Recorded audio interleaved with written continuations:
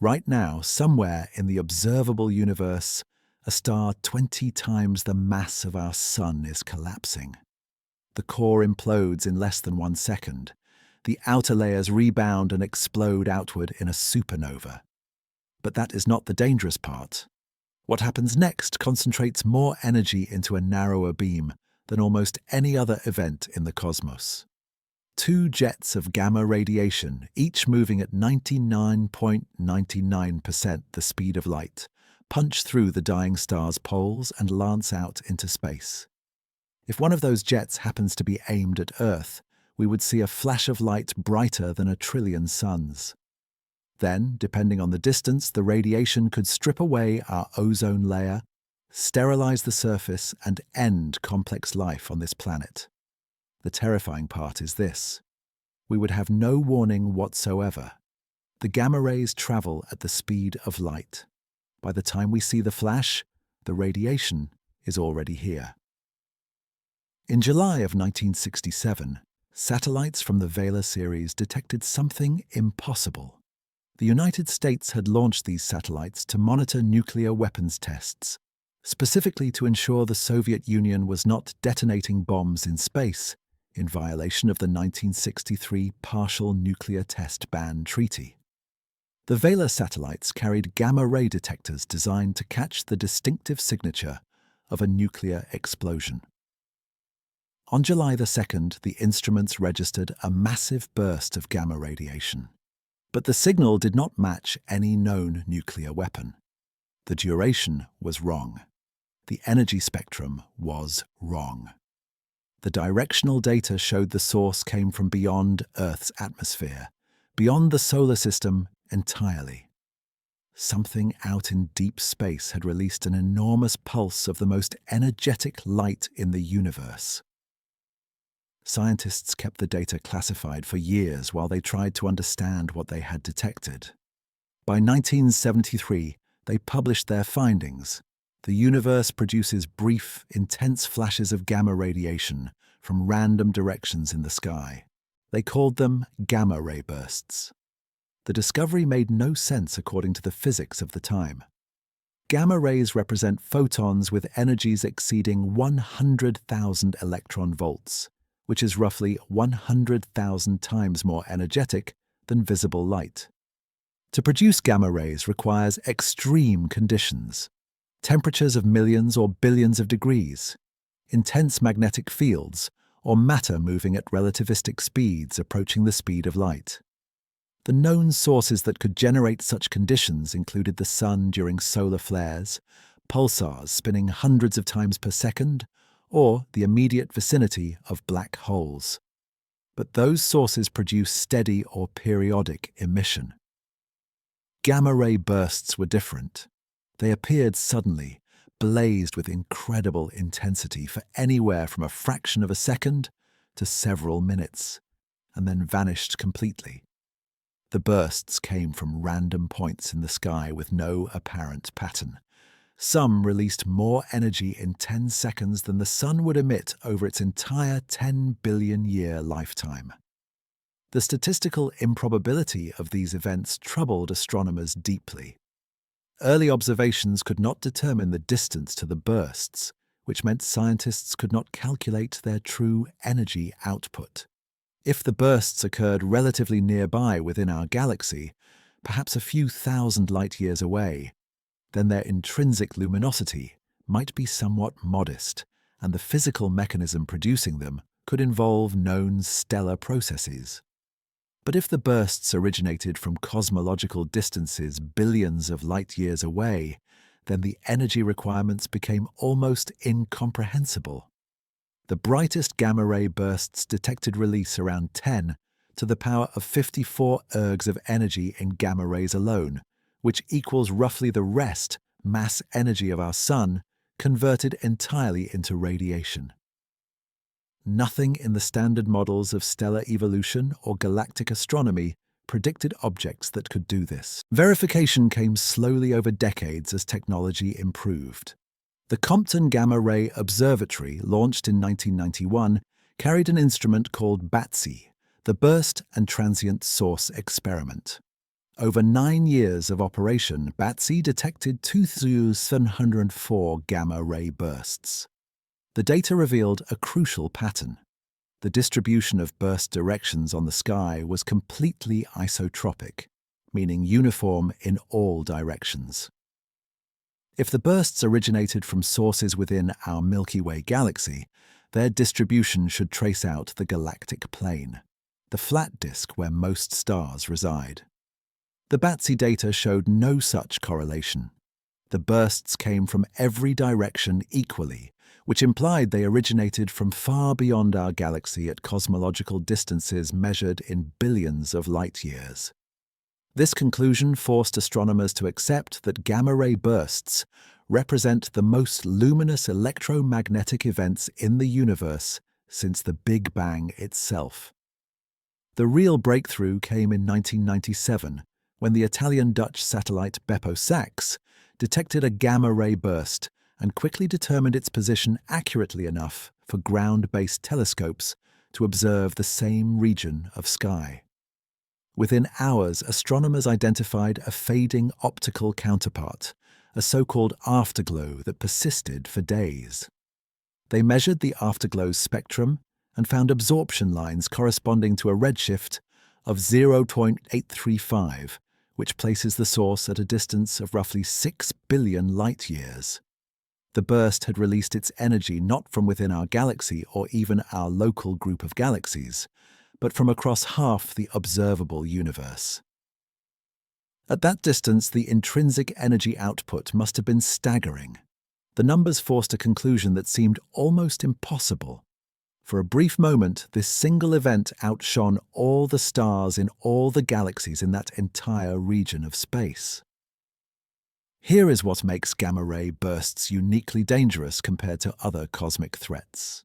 An asteroid heading toward Earth can be detected years or decades in advance, when it is still millions of kilometers away, traveling at speeds of tens of kilometers per second. We can track its trajectory, calculate the impact probability, and potentially develop deflection strategies. A nearby supernova gives warnings as well. The star must first swell into a red supergiant, a phase that lasts thousands of years. Astronomers can identify which massive stars in our cosmic neighborhood might explode and monitor them for signs of instability. When the core finally collapses, the star releases a burst of neutrinos that travel at nearly the speed of light and arrive hours before the visible light from the explosion. Those neutrinos pass through the Earth constantly and can be detected by specialized observatories buried deep underground. Gamma-ray bursts provide none of these advantages. The gamma rays themselves travel at the speed of light. There is no advance warning, no way to detect the threat before it arrives. The first indication that a gamma-ray burst has occurred is the gamma rays hitting our detectors. By then, the event is already over. Think about that for a moment. A collapsing star in a galaxy 5,000 light-years away could be aiming a jet of gamma radiation directly at Earth right now. The light from that galaxy we see tonight left 5,000 years ago, before humans built the pyramids. The jet could have fired 1,000 years ago, and the gamma rays are currently racing toward us through the void. We would know nothing until the day the radiation arrives. Our satellites would detect the burst. Ground instruments would confirm it. The sky would light up with a flash visible in daylight, outshining the sun for several seconds. Then, the radiation would strike. Before you drift off, leave a comment below. What time is it where you are right now, and where in the world are you watching from? The mechanism that produces this devastating phenomenon involves physics at the most extreme limits. When a massive star exhausts its nuclear fuel, the core can no longer generate enough pressure to counteract gravity. The core collapses in less than 1 second. Electrons get crushed into protons, forming neutrons and releasing neutrinos. The collapse continues until the density reaches that of an atomic nucleus, roughly 100 trillion times the density of water. At that point, the laws of quantum mechanics create a pressure from the packed neutrons that finally halts the collapse. The core rebounds. The infalling outer layers slam into the rebounding core and bounce outward in a shockwave that rips the star apart. That is a standard supernova. But if the core is massive enough, around 25 to 30 solar masses or more, even neutron degeneracy pressure cannot stop the collapse. The core continues to compress past the neutron star stage and forms a black hole. Here is where it gets strange. The formation of a black hole does not simply swallow the star quietly. The infalling material possesses angular momentum from the star's rotation. As matter spirals inward, conservation of angular momentum causes it to spin faster, much like a figure skater pulling in their arms. The rotation and magnetic fields inherited from the parent star organize this infalling matter into an accretion disk around the newly formed black hole. The disk temperature exceeds millions of degrees. Magnetic field lines threading through the disk get twisted and amplified by the rotation and differential shearing. These wound-up magnetic fields tap into the rotational energy of the black hole itself through a process involving the twisting of space-time near the event horizon. The result is the formation of two narrow jets along the rotation axis where the magnetic field lines collide and particles get accelerated to nearly the speed of light. These jets bore through the collapsing star. When they break free from the surface, they produce the gamma-ray burst. The physics inside these jets creates radiation unlike anything encountered in normal astronomical environments. Electrons and positrons accelerate to energies of trillions of electron volts. They spiral around magnetic field lines and emit gamma rays through a process called synchrotron radiation. The gamma rays themselves can convert into additional electron-positron pairs in the intense radiation field, creating an electromagnetic cascade. The jet material moves outward at 99.99% of the speed of light, or faster when measured in terms of the Lorentz factor, a quantity that approaches infinity as speed approaches light speed. This extreme velocity creates a beaming effect through relativistic aberration. From our perspective, the gamma rays get compressed into a narrow cone, pointing directly along the jet axis. An observer off to the side would see nothing. Only if you happen to be aligned with the jet do you see the burst. This beaming means the universe contains many more gamma-ray bursts than we detect. We only see the ones aimed at us.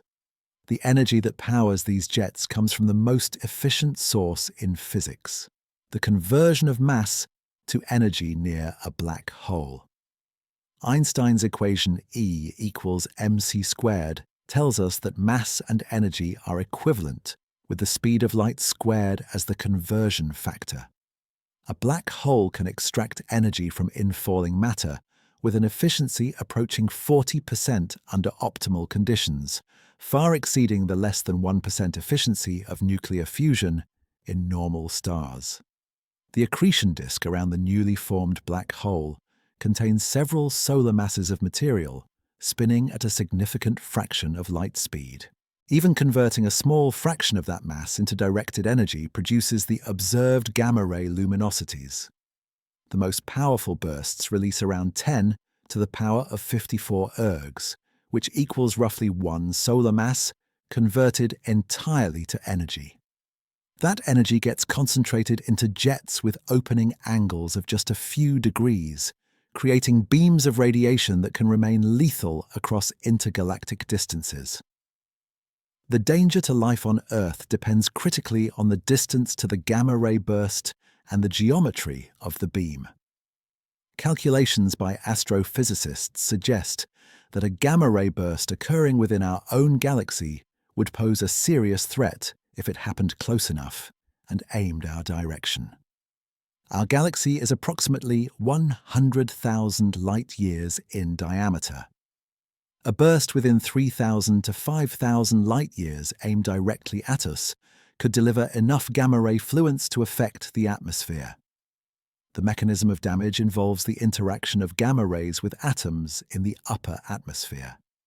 Gamma rays striking nitrogen and oxygen molecules break chemical bonds and create nitrogen oxides. These compounds catalyze the destruction of ozone through chemical reactions. The ozone layer normally absorbs ultraviolet radiation from the sun. Without it, surface life would be exposed to UV levels similar to standing under a germicidal lamp. Plants would suffer damage to photosynthetic systems. Phytoplankton in the oceans would die, collapsing the base of the marine food chain. The intensity of UV at the surface could increase by factors of hundreds or thousands. The historical record on Earth contains hints that such events may have occurred in the past. The Ordovician mass extinction occurred approximately 43 million years ago. During this event, roughly 85% of marine species disappeared. The extinction showed a peculiar pattern. It affected primarily organisms living in shallow tropical waters, while deeper ocean and polar species fared better. This pattern matches what would be expected from a sudden increase in ultraviolet radiation. Surface-dwelling organisms and those in clear tropical waters would receive the highest UV doses, while deeper water would provide some protection. A 2005 study by Mellott and colleagues examined this hypothesis using atmospheric models. They found that a gamma ray burst from a source 6,000 light-years away could reduce the ozone layer by 30 to 50% for several years, enough to match the biological signature of the late Ordovician extinction. The model also predicted the formation of nitrogen dioxide in the atmosphere, which would create a brownish haze visible even to the naked eye and temporarily cool the planet by blocking sunlight. Geological evidence shows that glaciation occurred at the same time as the extinction, consistent with this cooling effect. Statistical studies estimate how often Earth might suffer a direct hit from a galactic gamma-ray burst. Our galaxy contains roughly 200 to 400 billion stars. Stars massive enough to produce long-duration gamma-ray bursts from core collapse must exceed about 25 to 30 solar masses. Such massive stars are rare, comprising less than 0.1% of all stars. The rate of core collapse supernovae in a galaxy like ours runs approximately 1 to 3 per century. Of those, only a small fraction involve stars massive enough, and with the right rotation rates to produce gamma-ray burst jets. Current estimates suggest roughly one long-duration gamma-ray burst per million years in a Milky Way-sized galaxy. Each burst produces two jets pointing in opposite directions. The jets have opening angles of a few degrees, which means they illuminate only a tiny fraction of the sky. Combining the low rate with the narrow beaming and the requirement that Earth be within a lethal distance of roughly 3,000 to 5,000 light-years, the probability of a dangerous direct hit works out to approximately one event every billion years or so. This is not zero, but it is low enough that gamma-ray bursts probably do not represent the dominant existential threat to life on Earth over billion-year timescales. That statistical comfort provides little reassurance when you consider the nature of the threat. We can do nothing to prevent a gamma-ray burst. We cannot detect it in advance. We cannot shield against gamma rays traveling at light speed. If one occurs close enough and aimed at us, the result is biological catastrophe. The only defense is the vastness of space and the randomness of jet orientation.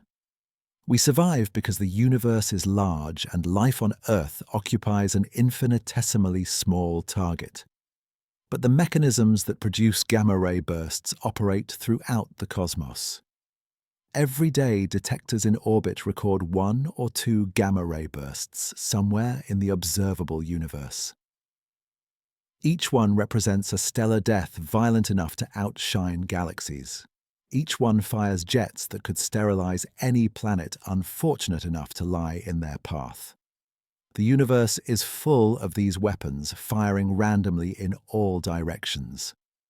The jets themselves are not made of matter in any conventional sense. The material streaming out from the collapsing star consists primarily of photons, electrons, positrons, primarily of photons, electrons, positrons, and a small fraction of protons and heavier ions, all moving at such extreme velocities that normal intuitions about particle behavior completely break down. The bulk Lorentz factor of the jet material typically ranges from 100 to 1000, which means if you could somehow measure the velocity of this outflow, you would find it differs from the speed of light by only 1 part in 10,000 or less. At these speeds, time dilation and length contraction become so severe that a particle's internal clock runs hundreds of times slower than a clock at rest, and distances along the direction of motion compress by the same factor. The jet effectively experiences the universe as a thin pancake. From our external reference frame watching the jet approach, we see something moving so fast that it almost keeps pace with its own light.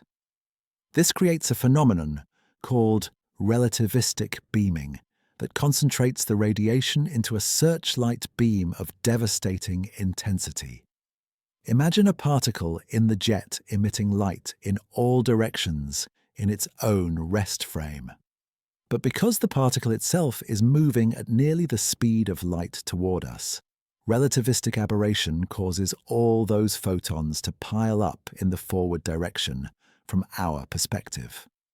The effect is similar to how raindrops seem to come at you more horizontally when you run through a rainstorm, except magnified by factors of hundreds. The mathematics of special relativity shows that radiation emitted into a full hemisphere in the particle's rest frame gets compressed into a cone with an opening angle of approximately 1 over the Lorentz factor when viewed from the lab frame. For a Lorentz factor of 300, this gives an opening angle of roughly 1/3 of a degree, similar to the apparent size of the full moon in Earth's sky. All the energy that the particle emits gets focused into this tiny cone. The intensity increases by a factor equal to the Lorentz factor to the 4th power. For a Lorentz factor of 300, that means the intensity increases by a factor of roughly 8 billion. Here is the problem with conventional astrophysics. The energy source powering these jets must release 10 to the power of 54 ergs or more in a matter of seconds. There is no chemical or nuclear process that can produce energy at this rate from a stellar mass object. Chemical reactions like combustion release roughly 1 electron volt per molecule. Nuclear fusion, which powers normal stars, releases a few million electron volts per reaction. Even if you could somehow fuse every atom in a star the mass of the Sun instantaneously, you would release only about 0.7% of the star's rest mass as energy, which equals roughly 10 to the power of 53 ergs.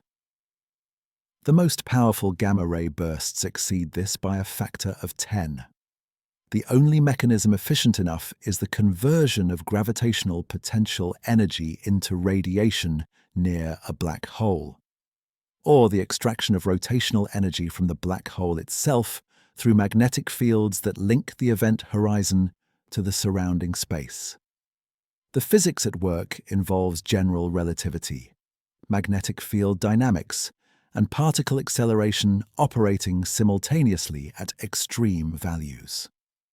The black hole formed from the collapsing core possesses enormous angular momentum inherited from the rotation of the parent star.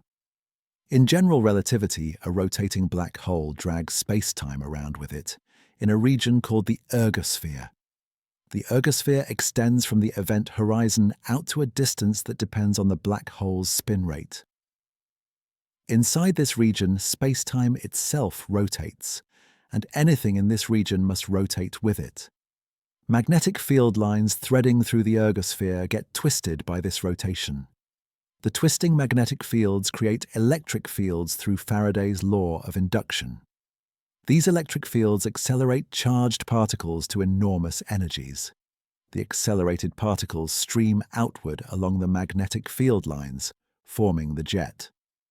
This process, first described theoretically by Roger Blandford and Roman Znayak in 1977, can extract up to 29% of the black hole's rest mass energy if the black hole is spinning at the maximum rate allowed by general relativity. Think about that extraction efficiency for a moment. The black hole at the center of a gamma ray burst typically has a mass of a few to 10 times the mass of the Sun. If it is spinning rapidly and the magnetic field configuration is favorable, the Blandford-Znayak mechanism can tap into rotational energy equivalent to several percent of a solar mass, converted entirely to electromagnetic energy. That energy flows outward in the form of a pointing flux, which is energy carried by electromagnetic fields rather than by the motion of matter. As this pointing flux propagates away from the black hole and the field lines expand, the electromagnetic energy converts back into kinetic energy of particles through magnetic reconnection and wave-particle interactions. The result is a jet of particles moving at Lorentz factors of hundreds, carrying energy measured in multiples of 10 to the power of 51 ergs.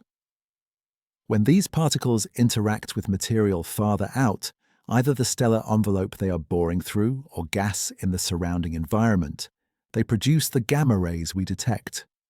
The gamma rays themselves come from several different physical processes occurring in the jet. The most important mechanism is synchrotron radiation, which occurs when electrons and positrons spiral around magnetic field lines at relativistic speeds. A charged particle moving through a magnetic field experiences a force perpendicular to both its velocity and the magnetic field direction. This force causes the particle to move in a helical path around the field line. As the particle accelerates along this curved path, it emits electromagnetic radiation. For particles moving at relativistic speeds, this radiation gets beamed forward into a narrow cone in the direction of motion, and the frequency of the emitted light increases by a factor equal to the square of the Lorentz factor. Electrons with Lorentz factors of 10 million moving through magnetic fields of 100 Gauss produce synchrotron radiation with photon energies in the mega-electron-volt range, which falls squarely in the gamma-ray portion of the spectrum. The synchrotron spectrum has a characteristic shape, with a peak at some critical frequency that depends on the electron energy and magnetic field strength, and power law wings extending to higher and lower frequencies.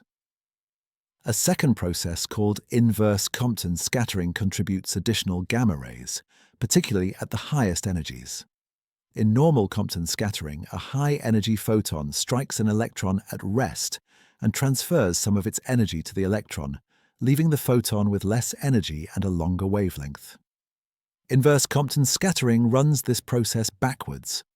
A relativistic electron strikes a low-energy photon and boosts it to higher energy through the collision.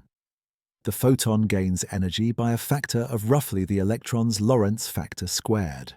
An electron with a Lorentz factor of 1000 colliding with a visible light photon of 2 electron volts boosts it to 2 million electron volts, transforming yellow light into a gamma ray. The gamma ray burst environment contains abundant low-energy photons from synchrotron radiation and thermal emission from the surrounding material.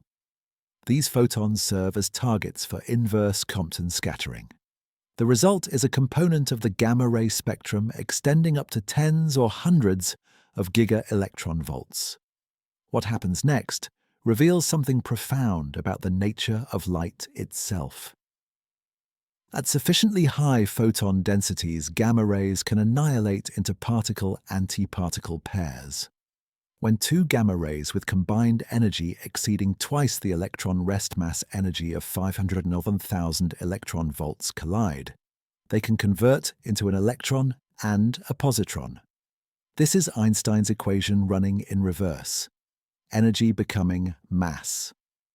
Inside the gamma-ray burst jet, photon densities are so extreme that this pair production occurs copiously. The newly created electrons and positrons add to the particle population. They inherit the bulk motion of the jet and themselves emit more gamma rays through synchrotron radiation. Those gamma rays produce more pairs. The process cascades.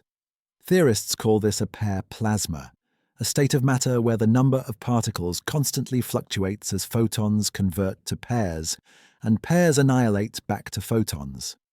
The pair plasma has a self-regulating property. If the photon density gets too high, pair production increases until the photons are absorbed. This sets a natural limit to the photon density in the jet and affects the observed spectrum. Detection of these gamma-ray signals requires instruments in space. The atmosphere is opaque to gamma rays. A gamma-ray photon entering the upper atmosphere collides with an atom within a few kilometers and produces an electron-positron pair, or excites the atom. Those secondary particles produce more interactions in a cascading shower that dissipates the photon's energy before it can reach the ground. This is fortunate for life, but inconvenient for astronomy. To observe gamma-ray bursts, we must place detectors above the atmosphere. The instruments work through direct interaction between gamma rays and matter. A typical gamma-ray detector consists of a crystal of sodium iodide, cesium iodide, or bismuth germanate, surrounded by photomultiplier tubes. When a gamma ray enters the crystal, it produces a brief flash of visible light through scintillation. The photomultiplier tubes convert this flash into an electrical pulse whose amplitude is proportional to the gamma ray's energy. By recording thousands of pulses per second, the detector builds up a spectrum showing how many photons arrive at each energy. The spacecraft carrying these detectors orbit Earth in various configurations. The Swift satellite, launched in 2004, carries 3 instruments dedicated to gamma-ray burst observation. The Burst Alert telescope uses coded aperture imaging, where a mask with a random pattern of holes casts shadows on an array of 32,168 individual detector elements. By comparing the shadow pattern to templates, the instrument determines the direction to the burst within a few arc minutes in less than 15 seconds. Swift then rapidly slews its entire body to point its other instruments at the burst location. The X-ray telescope and ultraviolet optical telescope observe the fading afterglow at longer wavelengths. The Fermi Gamma Ray Space Telescope, launched in 2008, carries the Gamma Ray Burst Monitor, which consists of 12 sodium iodide detectors and 2 bismuth germanate detectors arranged to view the entire unocculted sky. Fermi detects roughly 240 gamma-ray bursts per year. Its large-area telescope, designed primarily to observe steady gamma-ray sources, occasionally catches the highest energy photons from bright bursts, including photons exceeding 10 billion electron volts. These missions detect bursts, measure their positions, and determine how the gamma-ray intensity changes over time.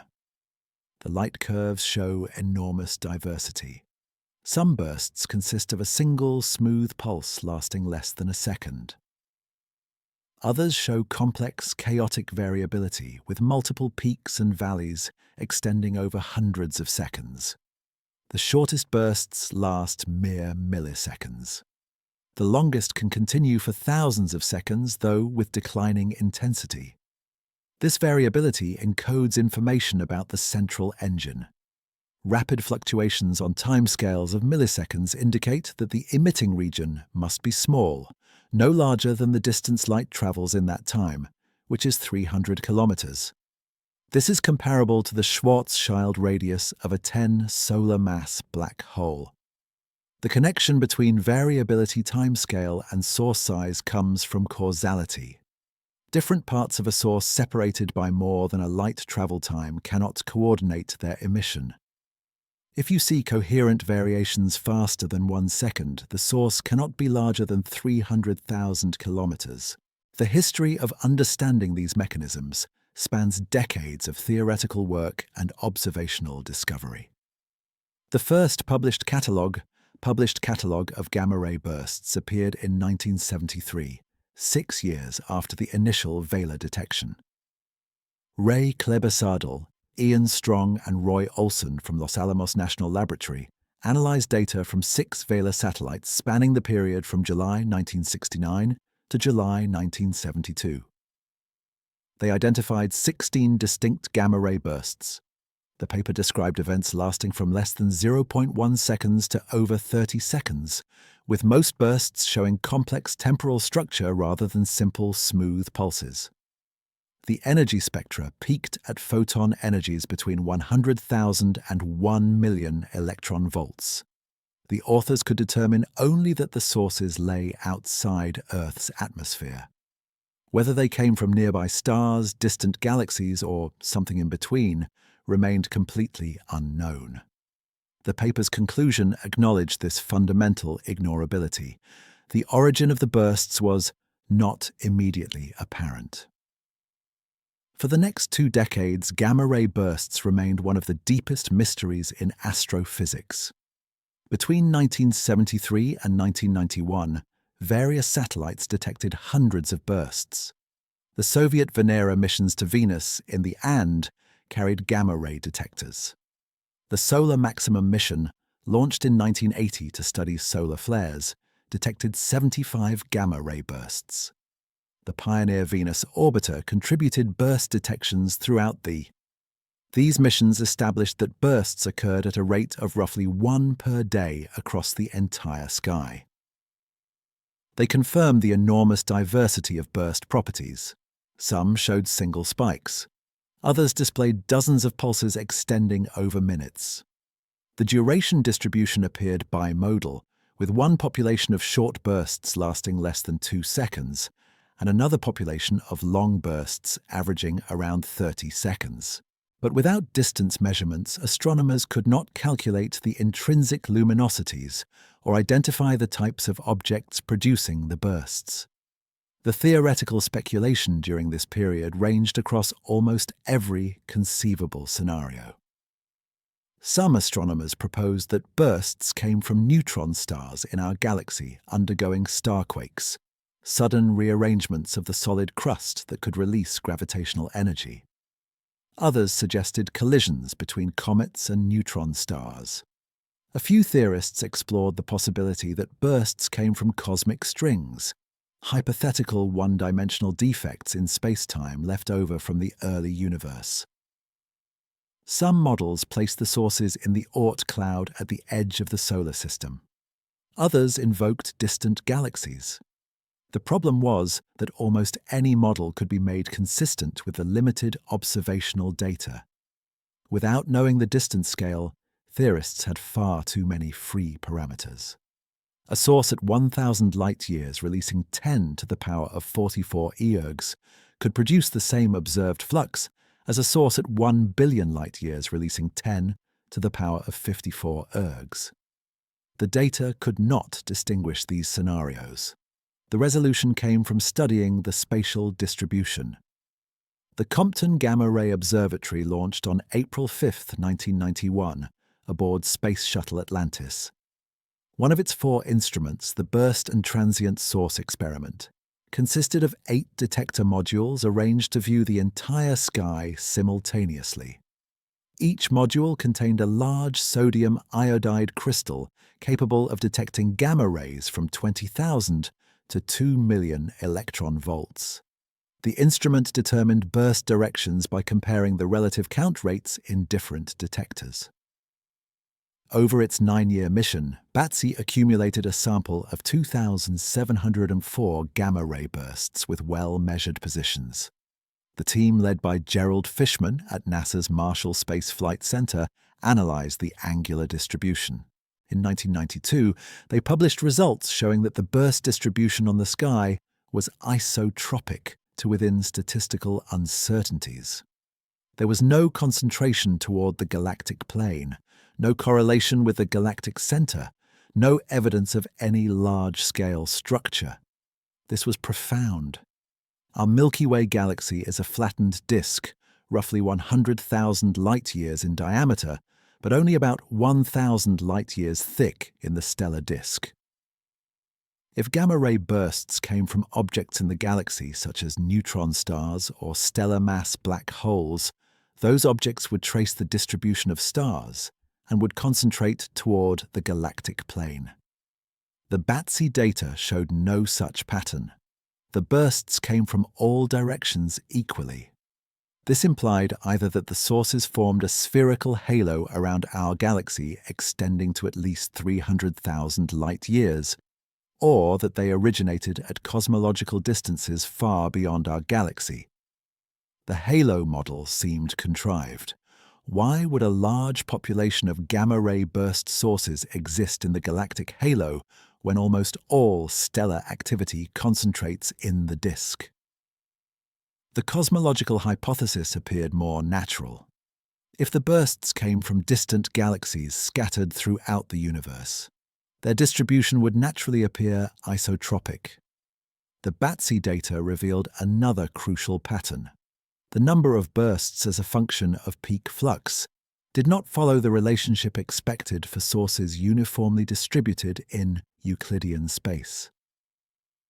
In flat Euclidean geometry, if sources are spread uniformly through space, the number of sources you detect above a given flux should scale as the flux to the power of -3/2.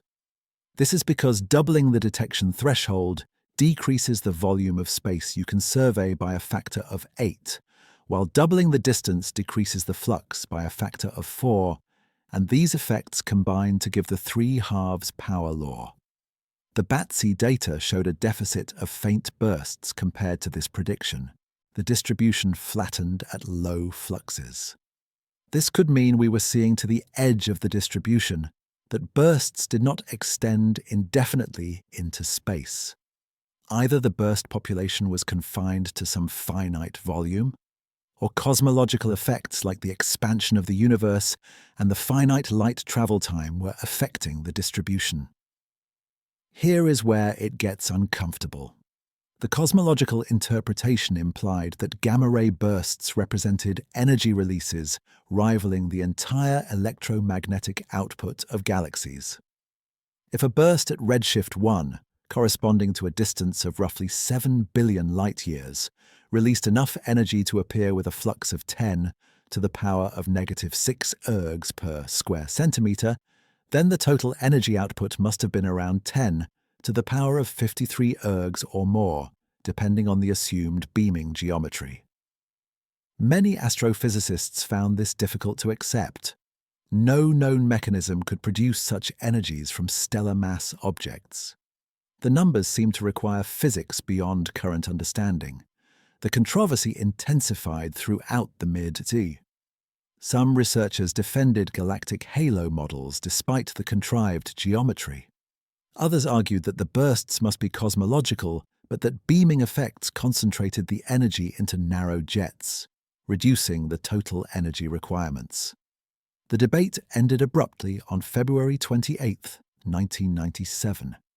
The Italian-Dutch satellite Beppo-Sachs detected a gamma-ray burst designated GRB 97028.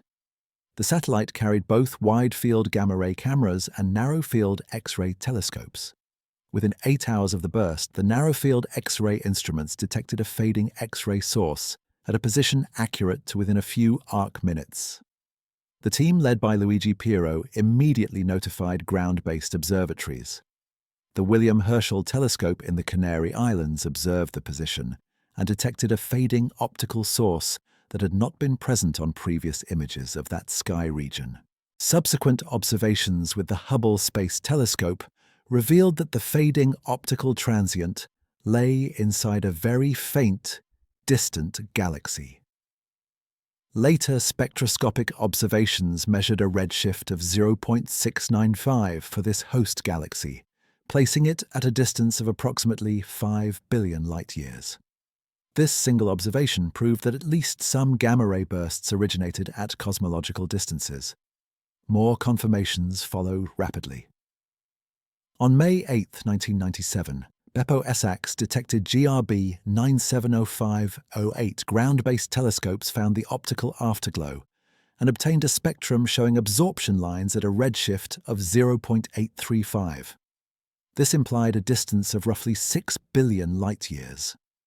The absorption lines came from gas in the host galaxy imprinted on the afterglow spectrum. The measurements were unambiguous. By the end of 1997, several more bursts had measured redshifts, all confirming cosmological distances. The energy scales were staggering. GRB 970508 released approximately 3 times 10 to the power of 53 eogs in gamma rays, assuming the emission was isotropic. If the emission was collimated into jets with an opening angle of a few degrees, the true energy was lower by a factor of perhaps 100, bringing it down to the still enormous value of 3 times 10 to the power of 51 ergs, equivalent to roughly 0.15% of a solar mass converted to energy. The ability to locate gamma-ray bursts precisely and quickly improved dramatically with the launch of the SWIFT satellite on November 20, 2004. SWIFT was specifically designed to detect bursts, determine their positions within seconds, and rapidly repoint the spacecraft to observe the afterglow. The Burst Alert telescope scans about 1/7 of the sky continuously. When it detects a burst, the onboard computer calculates the position within 15 seconds and commands the spacecraft to slew. The spacecraft can repoint in less than 90 seconds, bringing the X-ray telescope and ultraviolet optical telescope to bear on the fading afterglow. This rapid response catches the afterglow while it is still bright.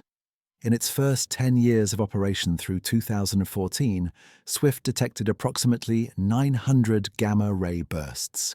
Roughly 30% had measured redshifts. The redshift distribution extends from Z equals 0.033, corresponding to a distance of about 450 million light-years, up to Z equals 9.4, which places the burst GRB 090429b at a time when the universe was only 520 million years old, less than 4% of its current age.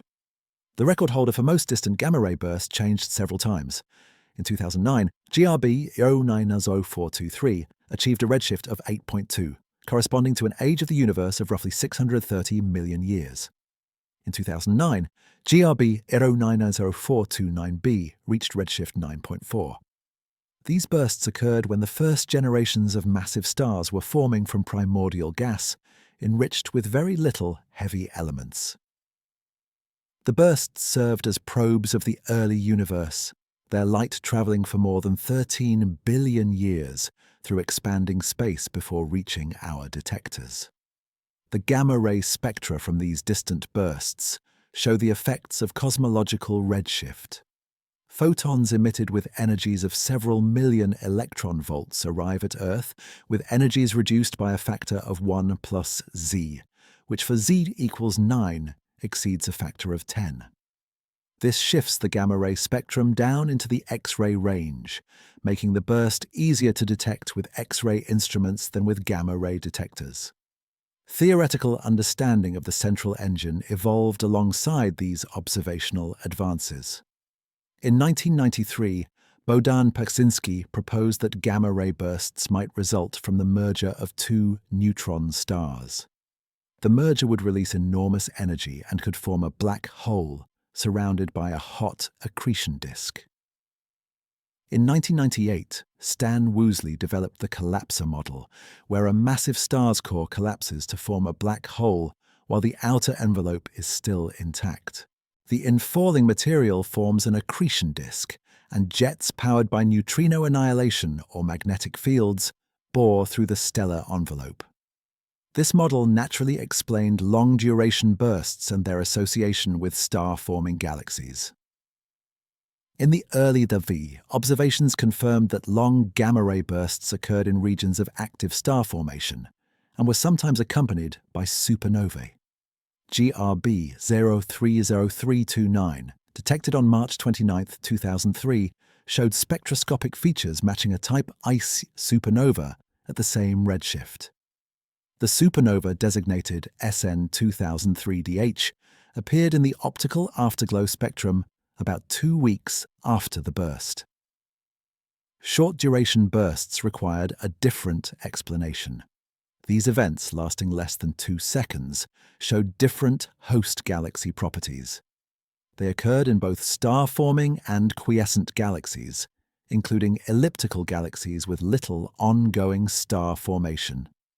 The spatial distribution within host galaxies was also different, with short bursts showing larger offsets from the galactic centers. This pattern matched expectations for neutron-star mergers. Neutron stars receive velocity kicks at birth from asymmetric supernova explosions. These kicks can be hundreds of kilometers per second, fast enough to carry the neutron star far from its birthplace over millions of years. A binary neutron star system loses orbital energy through gravitational wave emission, as predicted by general relativity and confirmed through observations of binary pulsars. Eventually, the orbit shrinks enough that the two neutron stars merge. The merger timescale can range from millions to billions of years, depending on the initial orbital separation. This explains why short bursts occur in old stellar populations and far from star-forming regions. The detection of gravitational waves from a neutron-star merger on August 17, 2017, provided direct confirmation. The LIGO and Virgo gravitational wave observatories detected the signal GW170817 from two neutron stars inspiraling and merging in a galaxy 130 million light-years away. Just 1.7 seconds after the gravitational wave signal ended, the Fermi Gamma Ray burst monitor detected a weak gamma-ray burst, GRB178A, coming from the same direction. This was the first time a gamma-ray burst had been observed with both electromagnetic and gravitational wave signatures.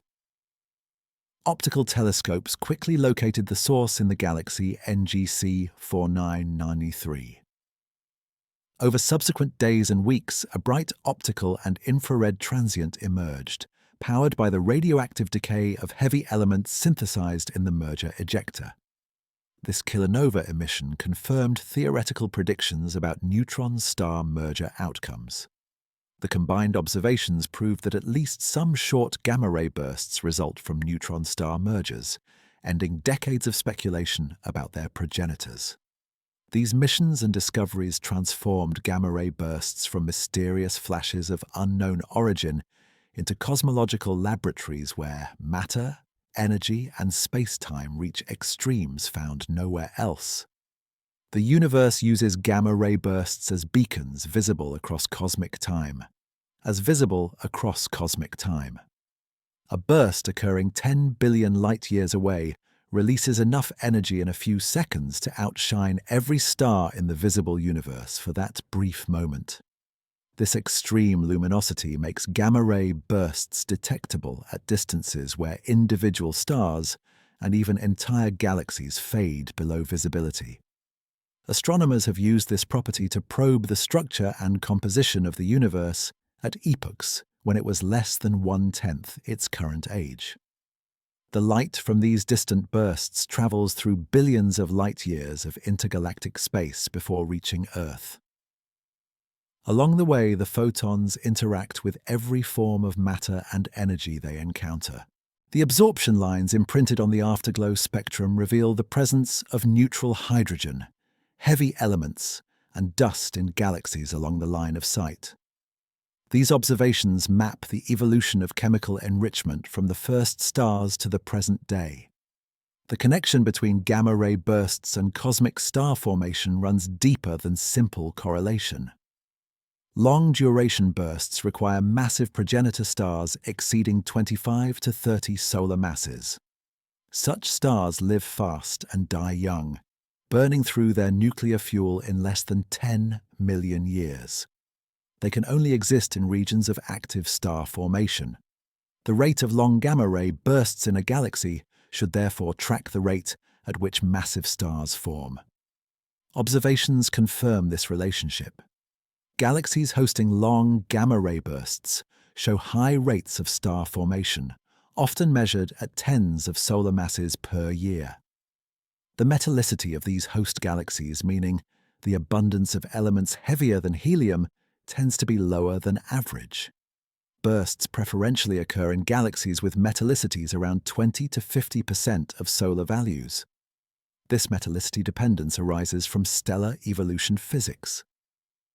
Low metallicity stars lose less mass through stellar winds during their lifetimes. A 40 solar mass star with low metallicity can retain enough mass and angular momentum to form a rapidly rotating black hole when its core collapses, whereas a similar star with solar metallicity might lose too much mass and angular momentum through winds to produce a gamma-ray burst. Here is the problem with our position in the universe. The Milky Way galaxy has a relatively high metallicity in its star-forming regions, typically around 1 to 2 times solar abundance. This reduces the efficiency of gamma-ray burst production in our galaxy compared to lower metallicity systems. Statistical estimates suggest the Milky Way produces a long-duration gamma-ray burst approximately once every 1 to 10 million years. The uncertainty in this rate comes from small number statistics and uncertainties in how metallicity affects the fraction of massive stars that produce bursts. Over the past century of human industrial civilization, the probability of a Milky Way gamma-ray burst is roughly 1 in 10,000 to 1 in 100,000. The probability that such a burst would be aimed toward Earth is much lower, around 1 in several hundred given the narrow jet opening angles and the distribution of star-forming regions in the galaxy. The galactic geometry matters enormously. Star formation in the Milky Way concentrates in spiral arms and toward the galactic center, where the density of molecular gas is highest. Our solar system orbits in the galactic disk approximately 26,000 light-years from the center, in a relatively sparse region between major spiral arms. This location places us far from most massive star-forming regions. The nearest region of active massive star formation lies in the Orion Nebula, roughly 1,300 light-years away. The Orion Nebula contains hundreds of young massive stars, but none currently appear likely to produce a gamma-ray burst within the foreseeable future. The most massive star in the region, Theta 1 Orionis C, has a mass around 40 times solar, but shows no signs of imminent core collapse. To pose a serious threat, a gamma-ray burst would need to occur much closer, within roughly 3,000 to 5,000 light-years, and aim its jet directly at us. The statistical improbability of this geometry provides some reassurance, but the randomness introduces fundamental uncertainty. We cannot predict which massive stars will produce gamma-ray bursts because the conditions required for jet formation remain incompletely understood. A star needs sufficient mass to form a black hole rather than a neutron star when its core collapses. It needs to retain enough angular momentum despite mass loss from stellar winds. The magnetic field geometry must be favorable. The stellar envelope must be structured such that jets can successfully bore through before losing their energy. These conditions may occur in only a small fraction of core collapse events, perhaps 1 in 100 or 1 in 1,000. Even if we could identify candidate progenitor stars in our galactic neighborhood, we could not say with certainty which would produce bursts or when the core collapse would occur. The collapse itself depends on the detailed nuclear burning history in the final days and hours of the star's life, a process that remains beyond our ability to predict precisely. Think about that uncertainty for a moment. Massive stars in our galaxy are dying right now. Somewhere in the Milky Way, perhaps in a distant spiral arm 40,000 light-years away, Perhaps in a star-forming region obscured by dust, a star 20 times the mass of the Sun is in its final evolutionary stages. The iron core is growing. Fusion has stopped. Only electron degeneracy pressure holds the core against gravity. As the core mass approaches the Chandrasekhar limit of 1.4 solar masses, that support will fail. The collapse will occur in less than 1 second. Whether this produces a normal supernova or a gamma-ray burst depends on conditions we cannot observe from outside the star. If a burst forms and if the jet happens to aim toward Earth, we will see the flash in tens of thousands of years when the light completes its journey across the galaxy. Or the collapse might happen tomorrow in a closer star, one whose light reaches us in decades or centuries. There is no way to know. The measurement challenges compound this uncertainty. Observing gamma-ray bursts within our own galaxy presents both advantages and difficulties. An advantage is that galactic bursts would be extremely bright. Even a modest burst occurring 5,000 light-years away would deliver a gamma-ray flux thousands of times brighter than the brightest extragalactic bursts detected by current instruments. Satellites would detect the event easily. The disadvantage is that our view of much of the galactic disk is obscured by dust. Visible and ultraviolet light from the burst afterglow would suffer severe extinction. Gamma rays and X-rays penetrate dust more effectively, but infrared observations would be crucial for studying any optical afterglow. The dust absorption varies by location. Directions toward the galactic center and along the galactic plane show extinction exceeding 10 magnitudes in visible light, meaning that less than 1 photon in 10,000 makes it through. Directions perpendicular to the plane show much less extinction. Whether we could detect and study a galactic gamma-ray burst depends critically on where in the galaxy it occurs. The secondary effects of a gamma-ray burst extend far beyond the immediate flash. The relativistic jet deposits enormous energy into the surrounding environment as it plows through the star's outer layers and eventually into the circumstellar medium.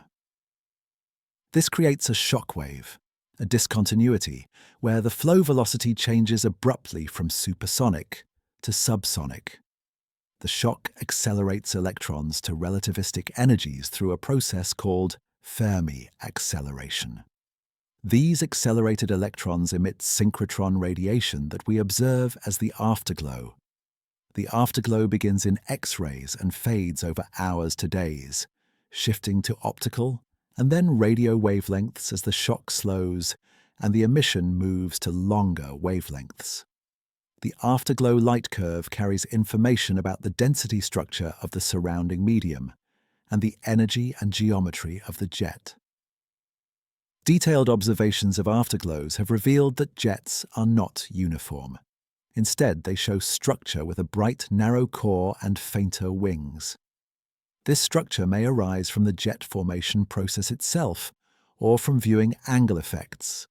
If we observe a jet slightly off-axis, we see the fainter edge rather than the bright core. This could explain some of the diversity in gamma-ray burst properties. A jet viewed exactly on-axis appears as a bright, hard spectrum burst. The same jet viewed 10 degrees off-axis might appear much fainter and softer. This raises the possibility that we are missing a population of gamma-ray bursts because their jets do not point toward us. For every burst we detect, there might be tens or hundreds of similar events occurring at angles we cannot see. These off-axis events might still produce observable signals if we look in the right way. The gravitational wave-detected neutron-star merger, GW1 produced a very faint gamma-ray burst that appears to have been viewed well off the jet axis. We saw it only because it occurred so close, just 130 million light-years away. The impact of a gamma-ray burst on its host galaxy depends on the energy released and the local environment. A powerful burst occurring in a dense star-forming region can deposit 10 to the power of 51 ergs or more into a volume of space a few light-years across. This energy input exceeds that from dozens of supernovae. The blast wave from the jet expands outward, sweeping up and heating the surrounding gas. This could trigger or suppress star formation in nearby molecular clouds, depending on whether the compressed gas becomes gravitationally unstable or whether the heating disperses the clouds. The high-energy radiation from the burst and afterglow ionizes gas out to distances of hundreds or even thousands of light-years. This ionizing radiation can photodissociate molecules and alter the chemistry of the interstellar medium. In the early universe, when galaxies were smaller and denser, a single gamma-ray burst might have ionized a significant fraction of its host galaxy's gas content.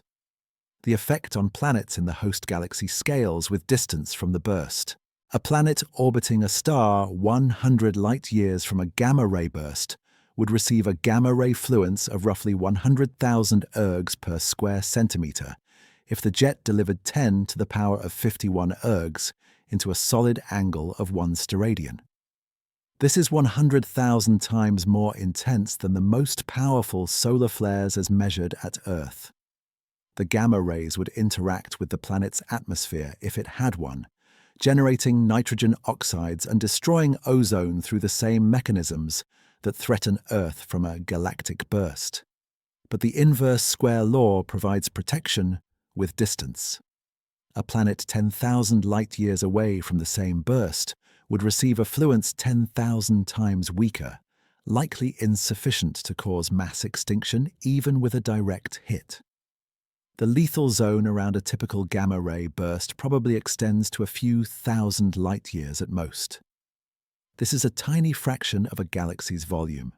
Even in a small galaxy 30,000 light-years across, the lethal sphere represents less than 1/1,000,000th of the total volume. Our location in the Milky Way places us in a region of relatively low threat. The solar system orbits in the galactic disk between spiral arms. The nearest major star-forming complexes are hundreds to thousands of light-years away. The galactic center, where star formation is most intense and metallicities vary widely, lies 26,000 light-years distant.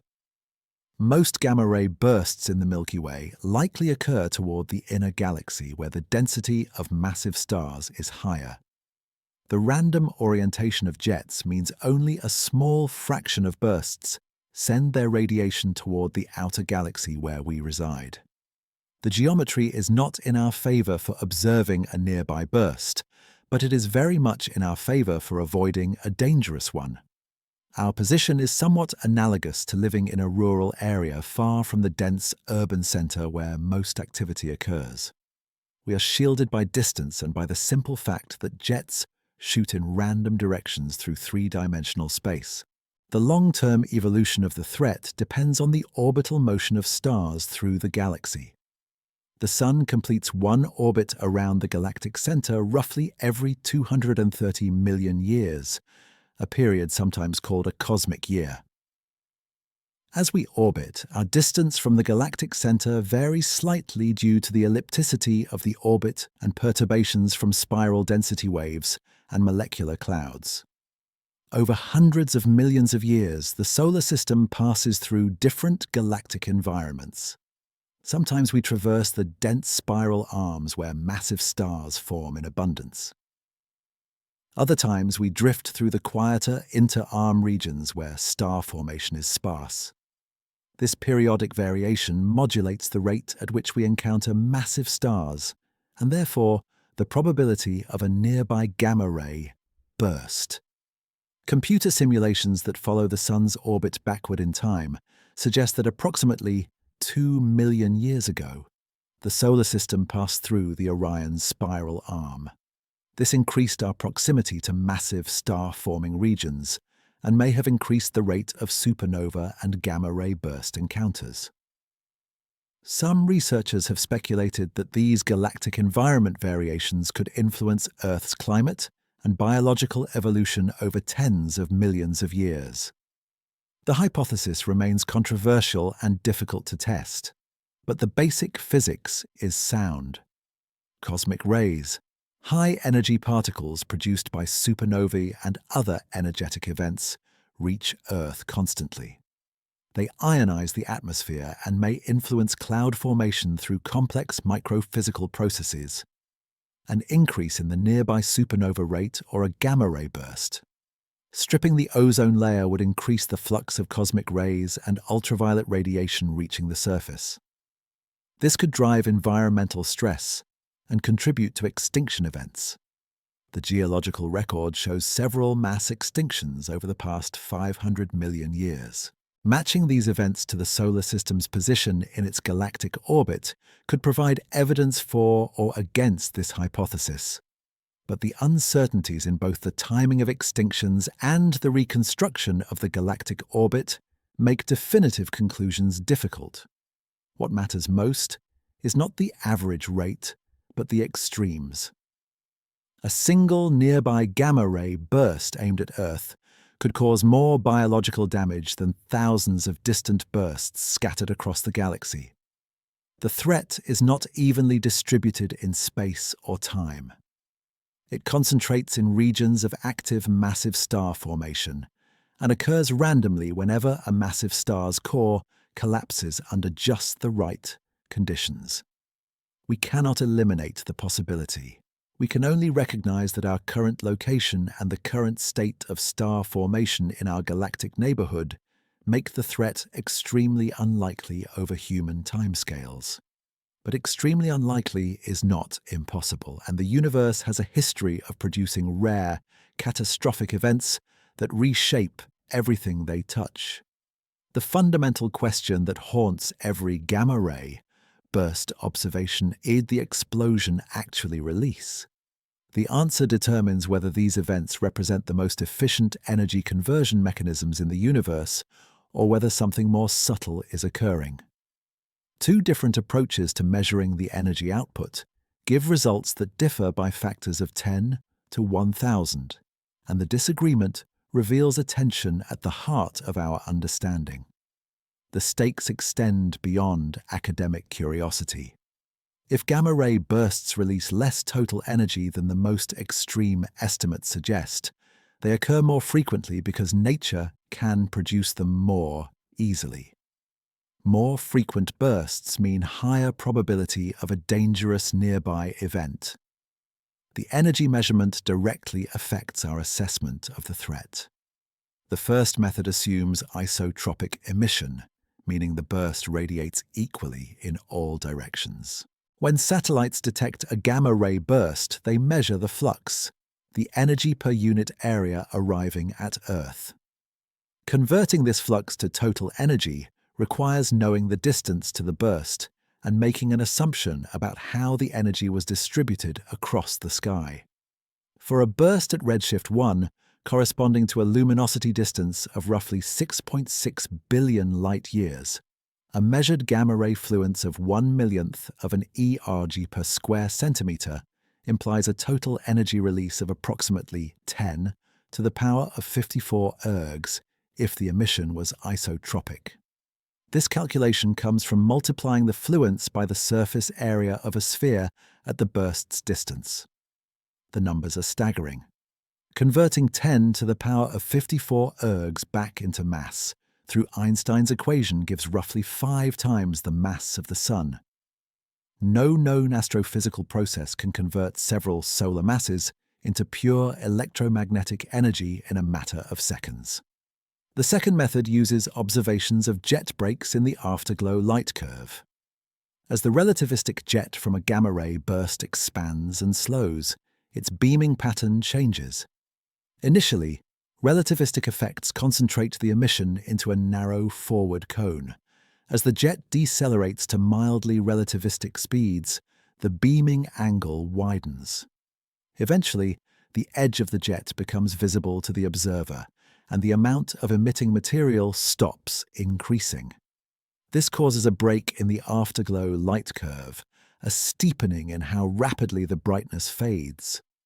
By measuring when this jet break occurs and how sharp it is, astronomers can infer the jet's opening angle. Typical values range from 2 to 10 degrees. If the emission is concentrated into a cone with an opening angle of 5 degrees, the total energy is reduced by a factor equal to the fraction of the sky covered by the cone. A 5-degree cone covers roughly 1/400th of the full sphere, reducing the energy from 10 to the power of 54 ergs to about 2.5 times 10 to the power of 51 ergs. This is still enormous, but at least within the realm of what a stellar mass black hole could plausibly produce. These two methods should agree if the jet is uniform, and we observe it on axis. But they often do not. Some gamma-ray bursts show no clear jet break even in well-sampled afterglow light curves extending over weeks. Other bursts show breaks occurring much later than expected, implying wider opening angles and higher energies. A study by Bloom and colleagues in 2003 analyzed a sample of 17 gamma-ray bursts with measured redshifts and well-observed afterglows. They found jet break times ranging from 0.3 days to more than 30 days after the burst. The inferred opening angles range from about 2 degrees to more than 20 degrees. The total energies after correcting for beaming varied by a factor of more than 100 across the sample, from roughly 5 times 10 to the power of 50 ergs to 5 times 10 to the power of 52 ergs. This range is large but significantly smaller than the factor of 1,000 variation in the isotropic equivalent energies. The data suggested that gamma-ray bursts might have a roughly standard energy after beaming correction, around 10 to the power of 51 ergs, with intrinsic variations of perhaps a factor of 10. Here is where it gets uncomfortable. Subsequent observations with better instruments and larger samples undermined the standard energy hypothesis. The SWIFT satellite detected hundreds of gamma-ray bursts starting in 2004. The X-ray telescope on SWIFT observed many afterglows with unprecedented temporal coverage, tracking them from minutes to weeks after the burst. Some showed clear achromatic breaks where both the X-ray and optical emissions steepened simultaneously, the signature expected for a jet break. But many showed no break at all, or chromatic breaks where the X-ray and optical faded at different rates. A 2006 study by Liang and colleagues examined 33 SWIFT bursts with good X-ray coverage. Only about 1/3 showed clear achromatic jet breaks. The remainder either showed no break, implying very wide jets or a different emission geometry, or showed complex behavior inconsistent with the simple uniform jet model. This discrepancy suggests that jets are not simple uniform cones. Theoretical models developed in the mid proposed structured jets where the energy per unit solid angle varies with angle from the jet axis. The core of the jet carries the highest energy and Lorentz factor. The energy and Lorentz factor decrease smoothly with increasing angle out to some maximum opening angle, where the flow transitions to more isotropic, slower moving material. If we view such a structured jet from different angles, we see different emission properties. An observer along the jet axis sees the bright, energetic core. An observer at 5 degrees from the axis might see mostly emission from the jet wings. This could explain the diversity of gamma-ray burst properties. Faint bursts and bright bursts might be the same physical phenomenon viewed from different angles. The structured jet model makes testable predictions. A burst viewed off-axis should show a different light curve evolution. Initially, we see only the slower-moving, less energetic material at the jet edge that is moving toward us. As the jet expands and decelerates, more of the core comes into view due to changing relativistic beaming. This causes the light curve to brighten initially rather than fade. The rise time and peak brightness depend on the viewing angle and the jet structure. In 2017, this prediction was spectacularly confirmed by GRB 17817A. the gamma-ray burst associated with the gravitational wave-detected neutron-star merger. The burst was extremely faint by gamma-ray burst standards, with an isotropic equivalent energy of only about 5 times 10 to the power of 46 ergs, roughly 100,000 times weaker than typical bursts. But the afterglow showed exactly the behavior predicted for an off-axis view. The X-ray and radio emission brightened over the first 100 days before fading.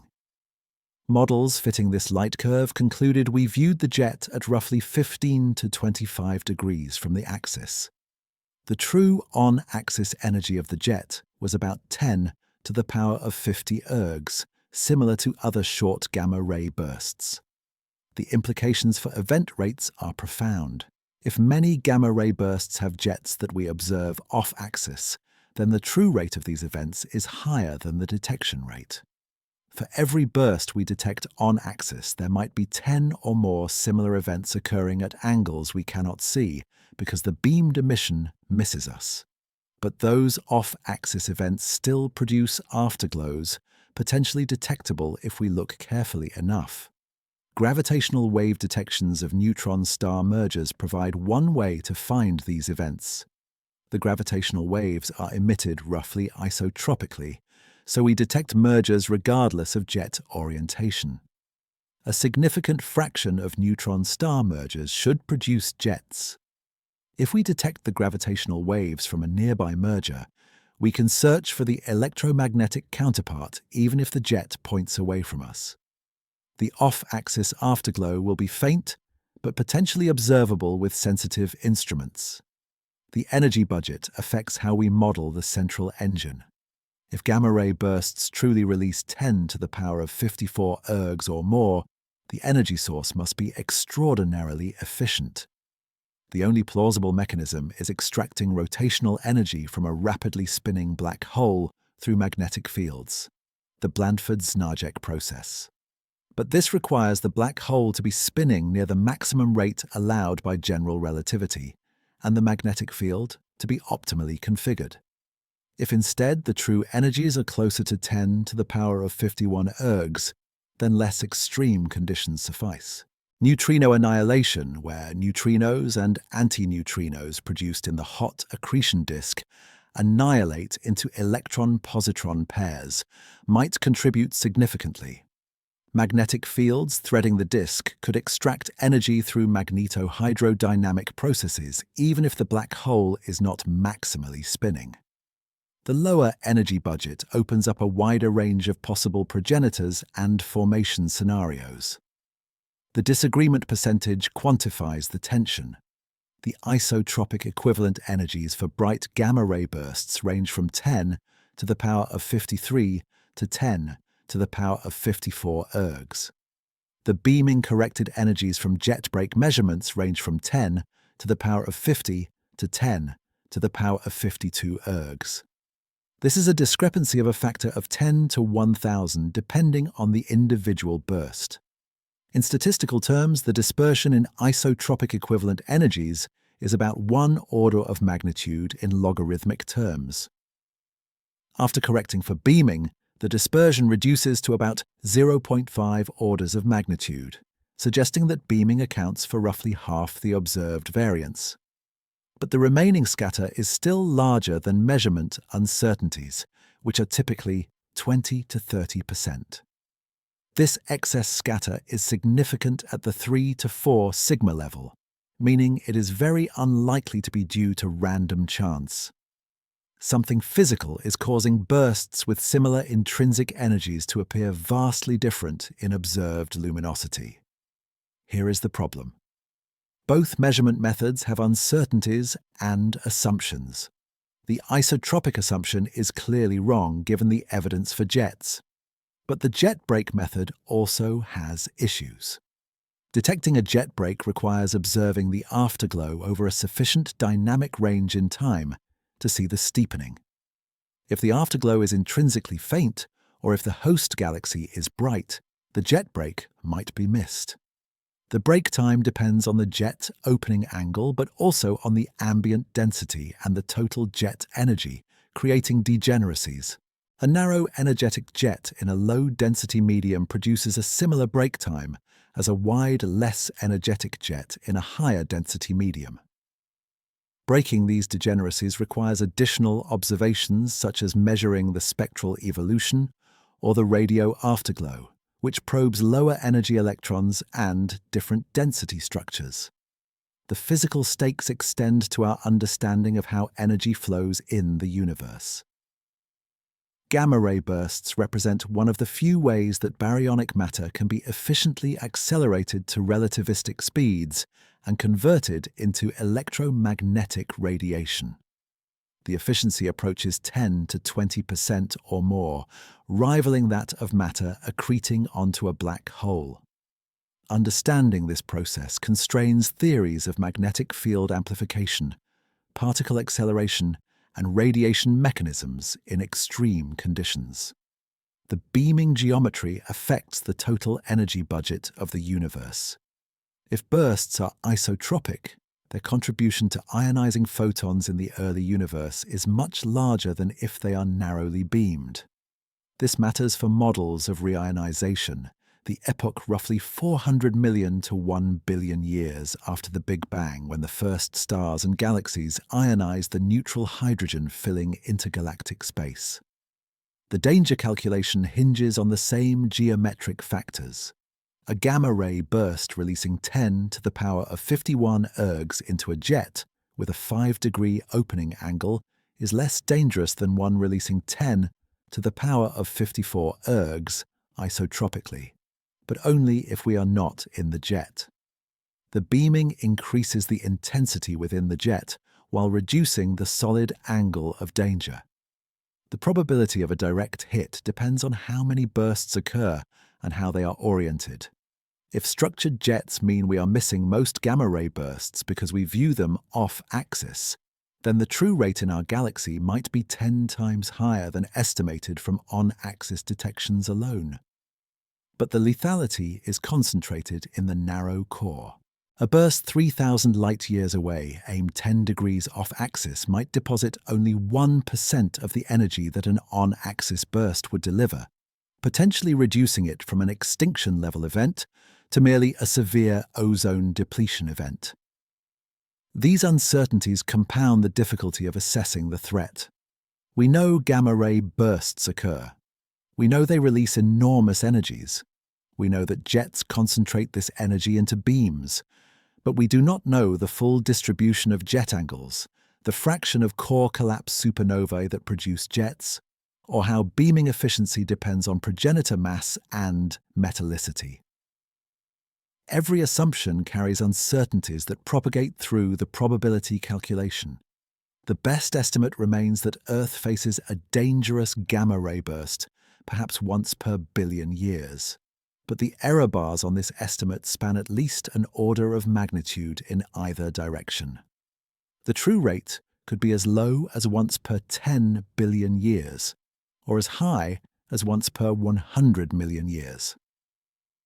Given that complex life has existed on Earth for roughly 500 million years, the cumulative probability of at least one dangerous hit over that time span ranges from a few percent to nearly 100%, depending on which end of the uncertainty range you believe. What we can say with confidence is that the universe produces these events constantly.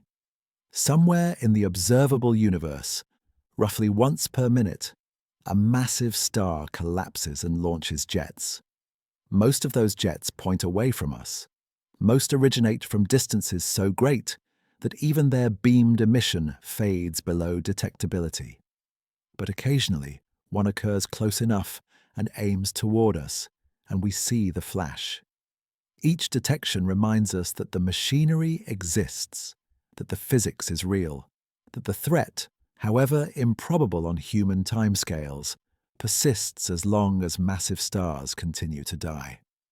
The most counterintuitive aspect of gamma-ray bursts is that we can see them at all. The jets move toward us at 99.99% of the speed of light. The gamma rays they emit also travel at the speed of light. Basic arithmetic suggests the radiator metric suggests the radiation should never catch up to us. If the jet launches from a star 1,000 light-years away and moves at essentially the speed of light, it should arrive at Earth only microseconds after its own light. We should see the jet material itself arriving almost simultaneously with the gamma-ray flash. This does not happen. The gamma-ray burst lasts seconds to minutes. The jet material never reaches us. What we observe seems impossible according to simple physics, yet the resolution reveals one of the most elegant consequences of special relativity. The key is that nothing moves faster than light in vacuum. The jet material approaches the speed of light, but never quite reaches it. Even a tiny difference between the jet velocity and light speed creates a growing separation over cosmic distances. Consider a jet with a Lorentz factor of 300, which corresponds to a velocity of approximately 0.999999944 times the speed of light. The jet lags behind its own light by roughly 6 times the speed of light, or about 1.7 kilometers per second. This seems negligible, but over a distance of 1,000 light-years, this small velocity difference accumulates. Light from the jet takes 1,000 years to reach us. The jet material traveling 1.7 kilometers per second slower takes an additional 56,000 years. By the time the jet material would reach Earth's location, Earth will have moved in its orbit around the Sun will have moved in its orbit around the galaxy, and the entire scenario is hypothetical anyway, because the jet material disperses and slows due to interactions with the interstellar medium long before traveling such distances. Here is where it gets strange. The duration of the gamma-ray burst as we observe it does not equal the duration of the emission, as measured in the source's rest frame. Time dilation and light travel time effects combine to compress or stretch the observed signal. Imagine the source emits gamma rays continuously for 10 seconds in its rest frame. Photons emitted at the start of this interval travel toward us. Photons emitted at the end also travel toward us. But the source is moving toward us at nearly the speed of light. During the 10 seconds of emission, the source moves significantly closer to Earth. The photons emitted at the end have less distance to travel than the photons emitted at the start. This reduces the observed duration. The observed duration equals the intrinsic duration divided by a factor of roughly 2 times the Lorentz factor. For a Lorentz factor of 300, a 10-second pulse in the source frame appears as a 0.077-second pulse to us. This effect explains why gamma-ray bursts can have such rapid variability. Millisecond fluctuations in the observed light curve correspond to much longer fluctuations in the source frame. The analogy that captures this behavior involves a speeding car with flashing headlights. Imagine a car approaching you at 90% of your perception speed for light. The driver flashes the headlights on and off with a 1-second rhythm. You observe the flashes occurring much more rapidly because each successive flash is emitted from a position closer to you. The light from the second flash has less distance to travel than the light from the first flash, so it arrives sooner than 1 second later. The observed rhythm is compressed. Now imagine the car is receding from you instead.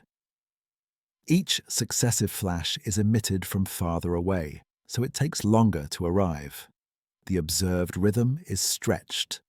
Gamma-ray burst jets are like cars approaching at 99% of the speed of light, with headlights that flash briefly.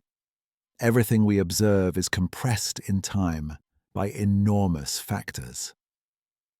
Observational evidence for this relativistic compression comes from comparing bursts at different redshifts.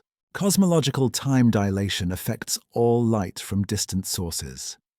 Light from a source at redshift 1 experiences time dilation by a factor of 2.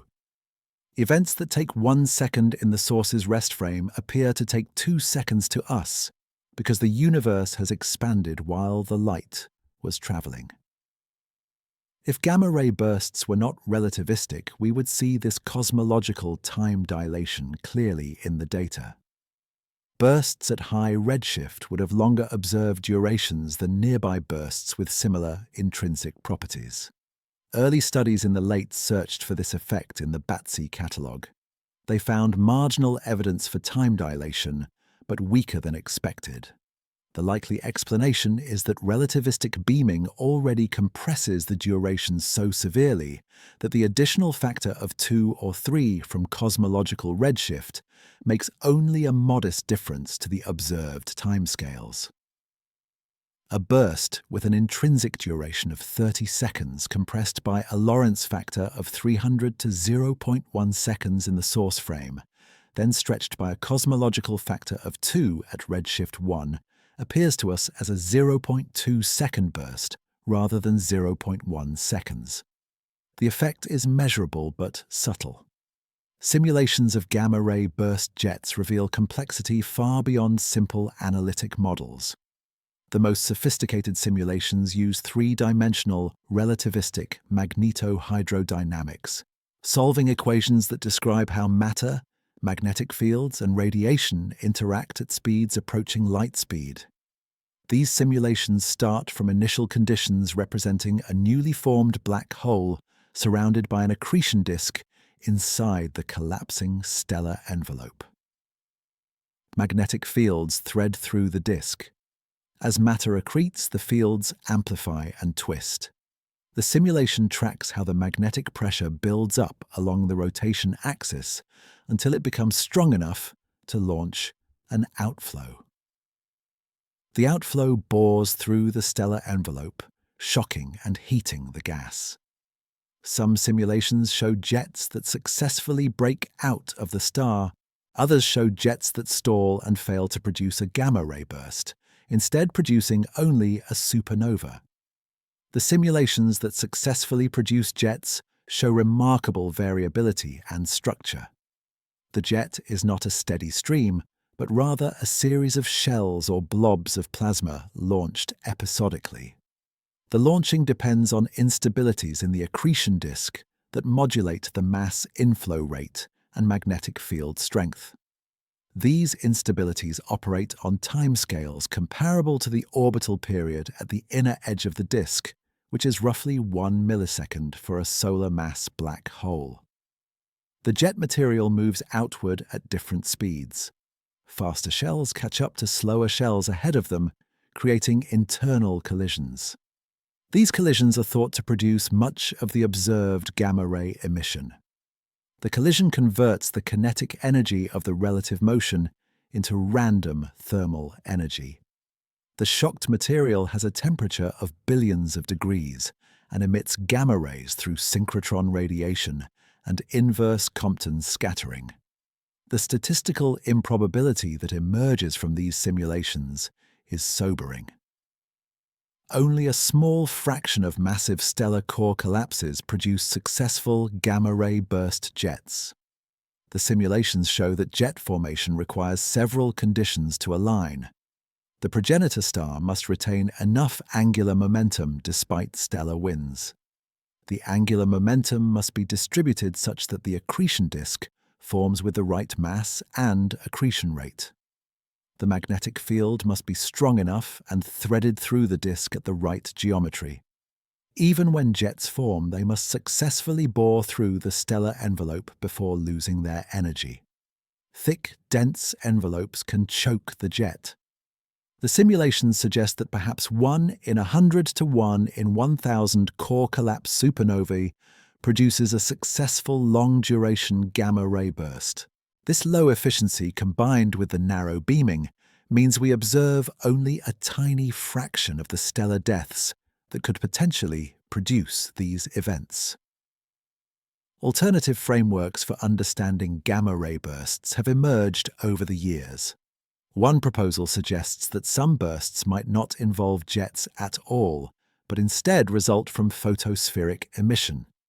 The photosphere is the layer in a flowing plasma where the optical depth drops to unity, meaning that photons can escape freely. In a relativistic outflow, the photosphere forms when the density drops low enough that photons decouple from matter. The photosphere emits thermal radiation with a spectrum resembling a blackbody modified by relativistic effects. Some gamma-ray bursts show spectral components consistent with photospheric emission, appearing as a smooth, broad peak rather than the broken power law spectrum characteristic of synchrotron radiation. These photospheric components suggest that we are seeing the direct thermal emission from the jet photosphere before internal collisions have converted the energy to non-thermal radiation. Modified theories of gravity provide another alternative framework. Some cosmologists have proposed that gamma-ray bursts could serve as tests of general relativity and possible modifications to gravitational physics. The idea is that gamma rays and gravitational waves from the same source should travel through space experiencing the same gravitational time delay. If gravity propagates at a different speed than light, or if the equivalence principle is violated, the gamma rays and gravitational waves would arrive at different times. The joint detection of GW1 and GRB17817A placed stringent limits on this possibility. The gamma rays arrived just 1.7 seconds after the gravitational wave signal ended. Given that the signals traveled for 130 million years, this constrains the difference between the speed of gravitational waves and the speed of light to less than 1 part in 10 to the power of 15. This is one of the tightest constraints on any alternative gravity theory. The notion that gamma-ray bursts could threaten life across the galaxy relies on assumptions about atmospheric chemistry and biology. Some researchers have questioned whether the effects would be as severe as simple models predict. Earth's atmosphere is a complex chemical system with feedbacks and buffering mechanisms. The nitrogen oxides created by gamma-ray interactions do catalyze ozone destruction, but they also participate in other reactions that could limit the damage. Rain can wash nitrogen oxides out of the atmosphere. Photochemical reactions might restore ozone on timescales shorter than models assume. The biological impact depends on how ecosystems respond to increased ultraviolet radiation. Some organisms have protective mechanisms. Phytoplankton can sink to greater depths. Land plants can increase production of UV-absorbing pigments. The mass extinction scenario requires that these protective mechanisms fail, and that the UV increase persists long enough to collapse food chains. This is plausible, but not certain. Think about the backwards nature of the threat assessment. We fear gamma-ray bursts because they are powerful and we can detect them across cosmic distances, but we can detect them precisely because they are beamed toward us. A burst aimed 10 degrees away from Earth is invisible to us in gamma rays, but might still pose a radiation threat if it is close enough, since the non-beamed thermal emission and high-energy particles can extend beyond the narrow jet cone. Meanwhile, a bright, distant burst we easily detect is harmless because distance provides safety. The correlation between detectability and danger is negative. The bursts we see are usually not dangerous. The dangerous bursts, if they occur, might give little warning because they are close enough that all our monitoring time is measured in the handful of decades we have had gamma-ray satellites. A nearby progenitor star could be in its final days right now, and we would have no way to know until the core collapses. The geometric randomness of jet orientation means the universe produces far more gamma-ray bursts than we detect.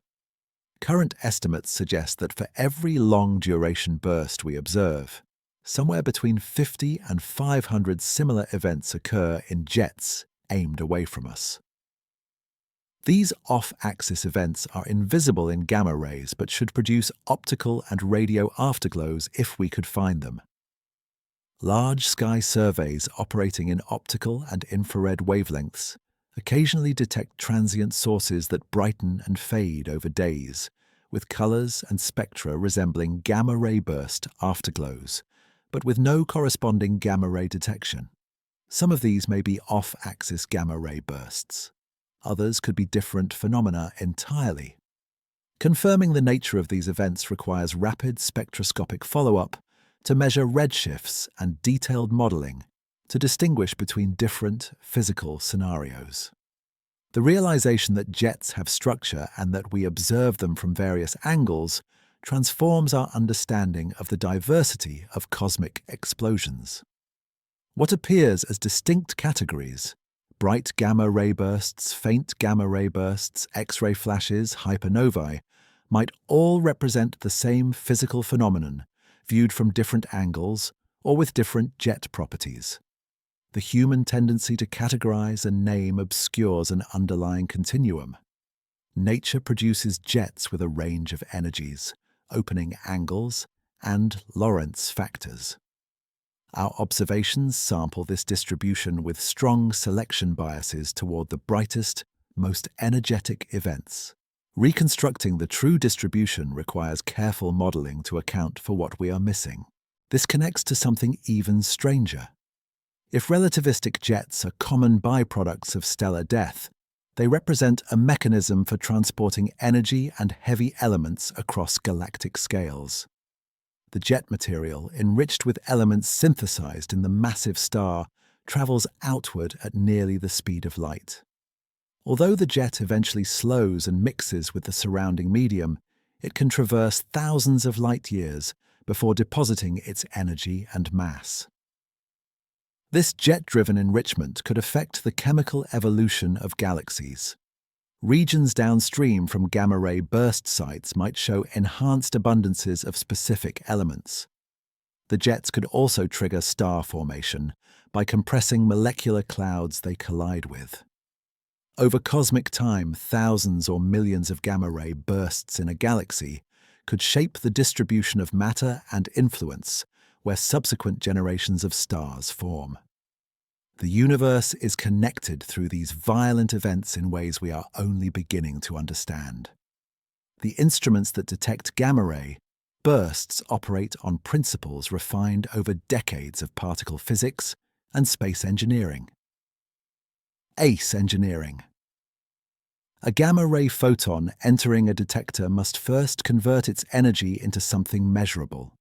Unlike visible light, which can be focused with mirrors or lenses, gamma rays interact with matter primarily through three processes: photoelectric absorption at low energies, Compton scattering at intermediate energies, and pair production at high energies above 1.222 million electron volts.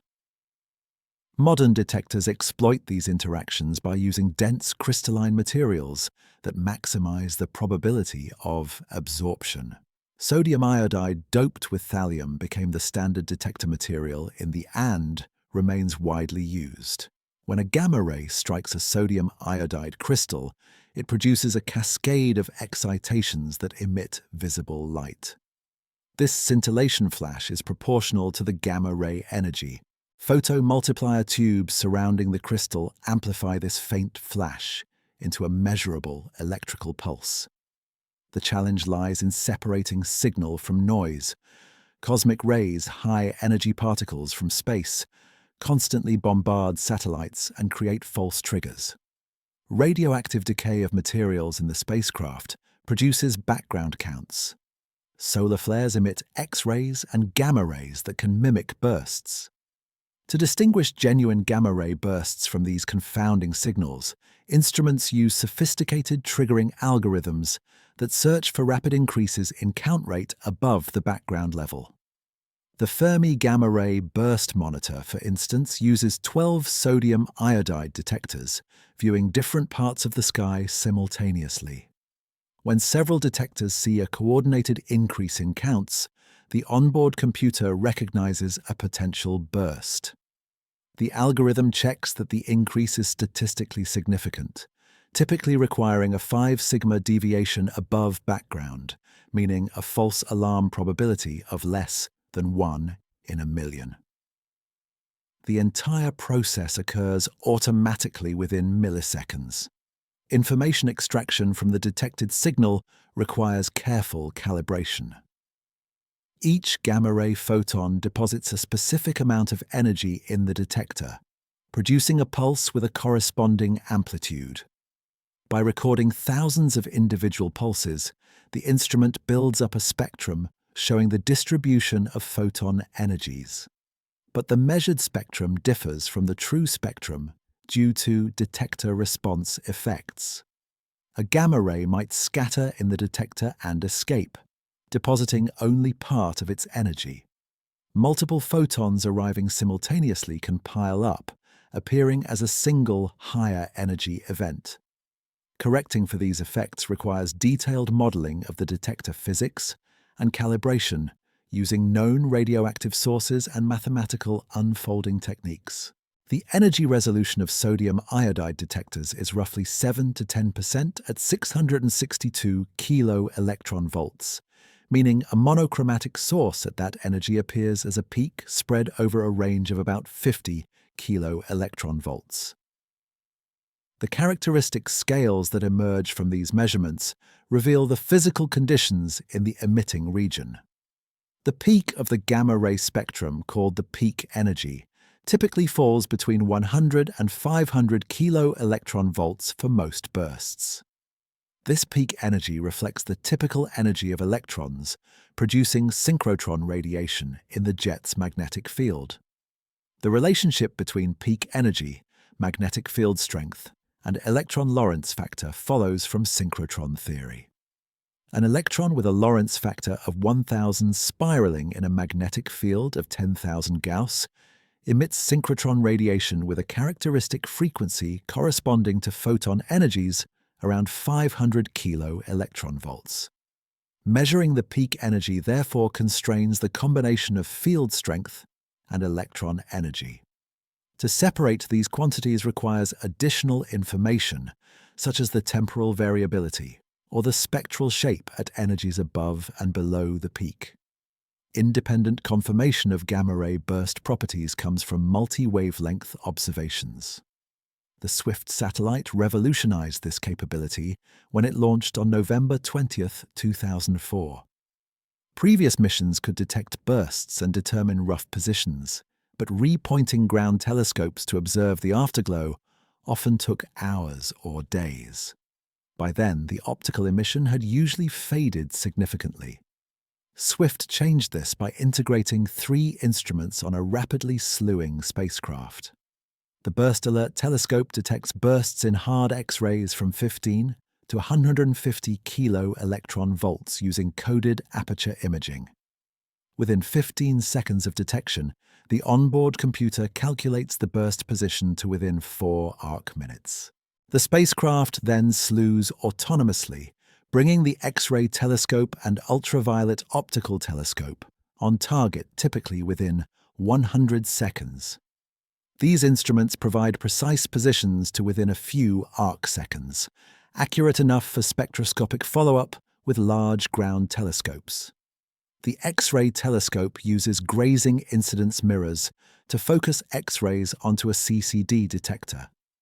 X-rays cannot be reflected at normal incidence because they penetrate most materials, but at very shallow angles near parallel to the surface, even X-rays undergo total external reflection.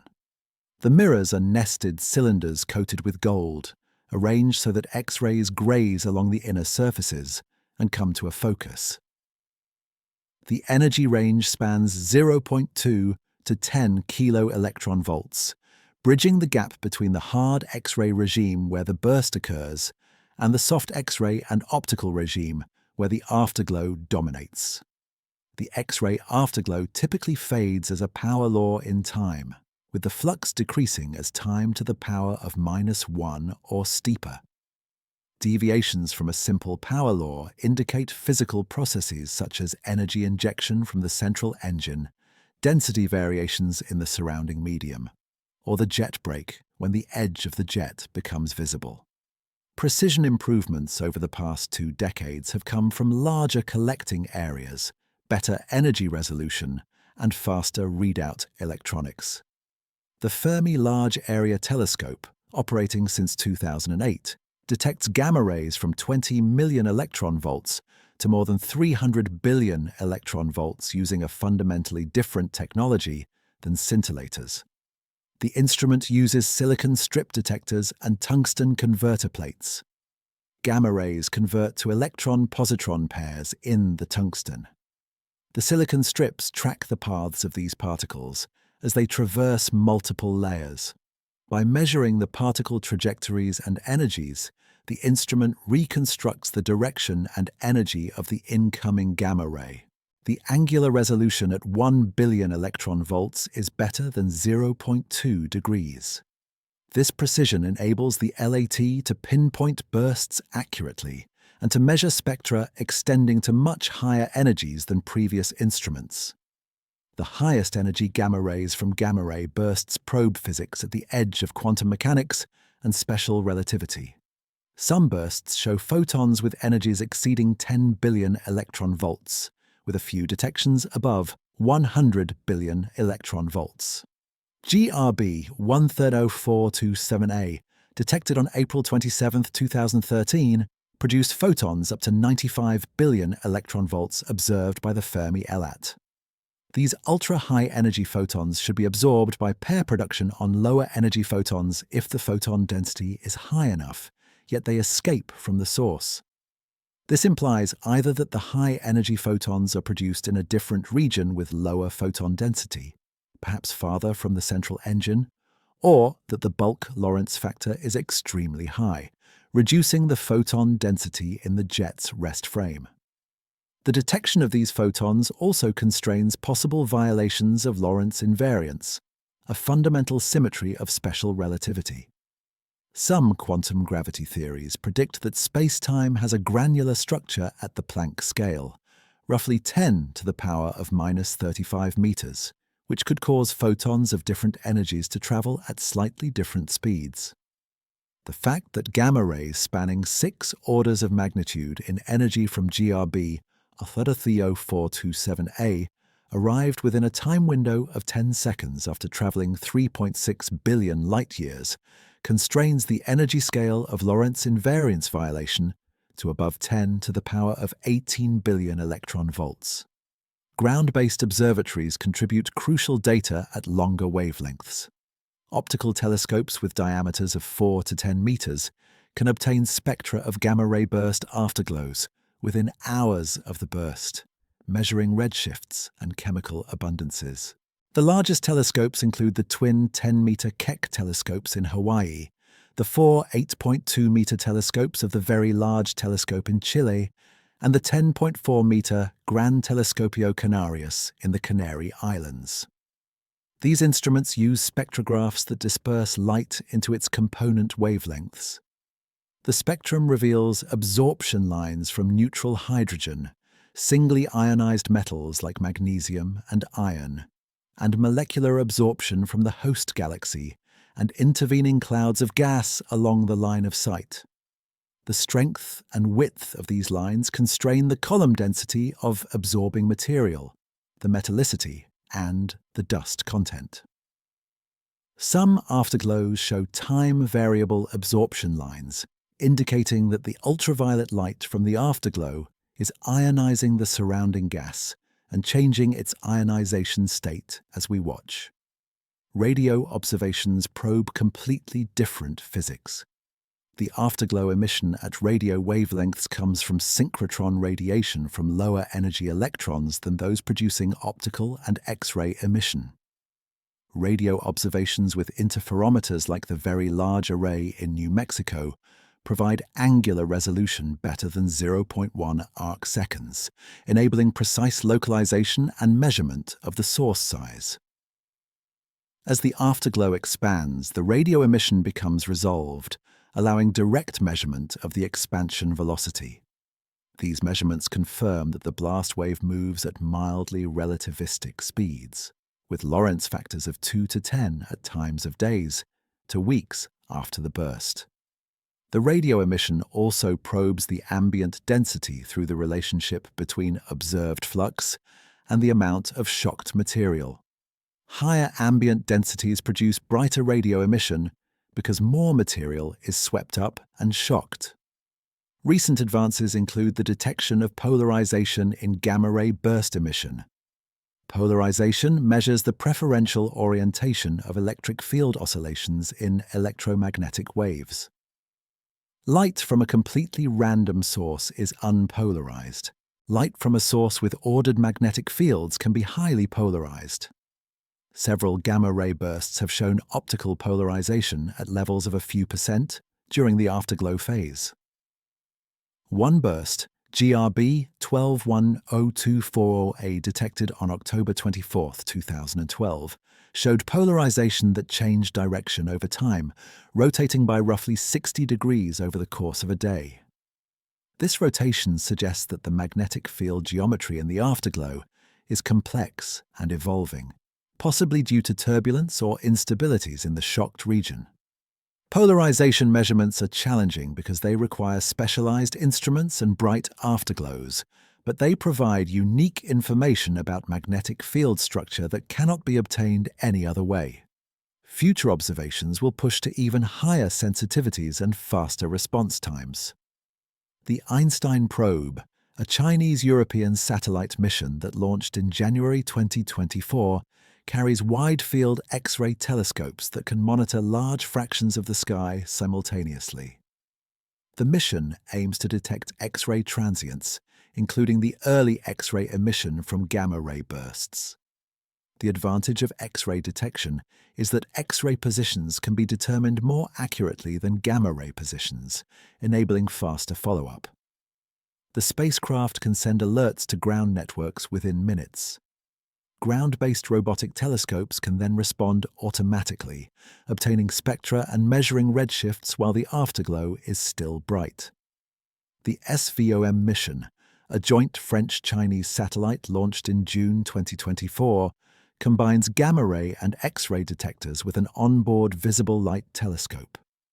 This enables the satellite to detect the burst, determine its position, and immediately observe the optical afterglow without waiting to slew separate instruments.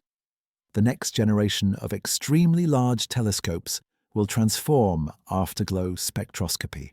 The extremely large telescope under construction in Chile will have a primary mirror 39 meters in diameter, nearly 4 times larger than current facilities. This enormous light-gathering power will enable spectroscopy of faint, high redshift afterglows that are currently inaccessible. The telescope should be able to obtain spectra of gamma-ray bursts at redshifts beyond 10, corresponding to times less than 500 million years after the Big Bang. These ultra-high redshift bursts serve as probes of the first generation of stars called Population 3 stars, which formed from primordial gas containing only hydrogen and helium.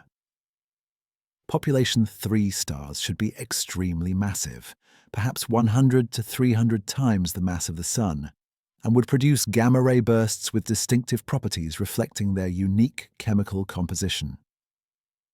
Gravitational wave observatories provide an entirely independent channel for studying the progenitors of short gamma-ray bursts. The advanced LIGO detectors in the United States and the Virgo detector in Italy achieved the sensitivity needed to detect neutron star mergers in 2015. The first detection, GW17817, was also the first joint observation of gravitational waves and electromagnetic radiation from the same source. Future upgrades will increase the sensitivity and expand the detectable volume of space. The LIGO detectors are being upgraded to the advanced LIGO Plus configuration, with improved quantum noise reduction, expected to reach full sensitivity around 2026. The Kagra detector in Japan joined the network in 2020. The planned LIGO India detector will add another site, improving sky localization through triangulation. With 4 or 5 detectors operating simultaneously, the network will localize merger sources to regions of a few square degrees on the sky, enabling rapid identification of host galaxies and electromagnetic counterparts. The accumulation of data from hundreds of well-observed gamma-ray bursts has revealed empirical relationships that constrain theoretical models. One relationship, called the Amati relation after Lorenzo Amati, who published it in 2002, connects the peak energy of the gamma-ray spectrum to the total isotropic equivalent energy. Bursts with higher peak energies tend to be more luminous overall. The correlation is not perfect, with scatter of about a factor of 3, but it is statistically significant. Another relationship, the Yonetoku relation, connects the peak energy to the peak luminosity. These correlations suggest some underlying physical connection between the radiation mechanism and the total energy budget. They might reflect a relationship between the Lorentz factor of the jet and the mass of material being accelerated. Higher Lorentz factors produce higher peak energies through stronger Doppler boosting, and they also require more energy to accelerate the same mass to higher speeds. Measuring these relationships precisely requires careful accounting for selection effects. We preferentially detect bright bursts, which biases the sample toward high energies and high luminosities. Faint bursts at high redshift might fall below detection thresholds.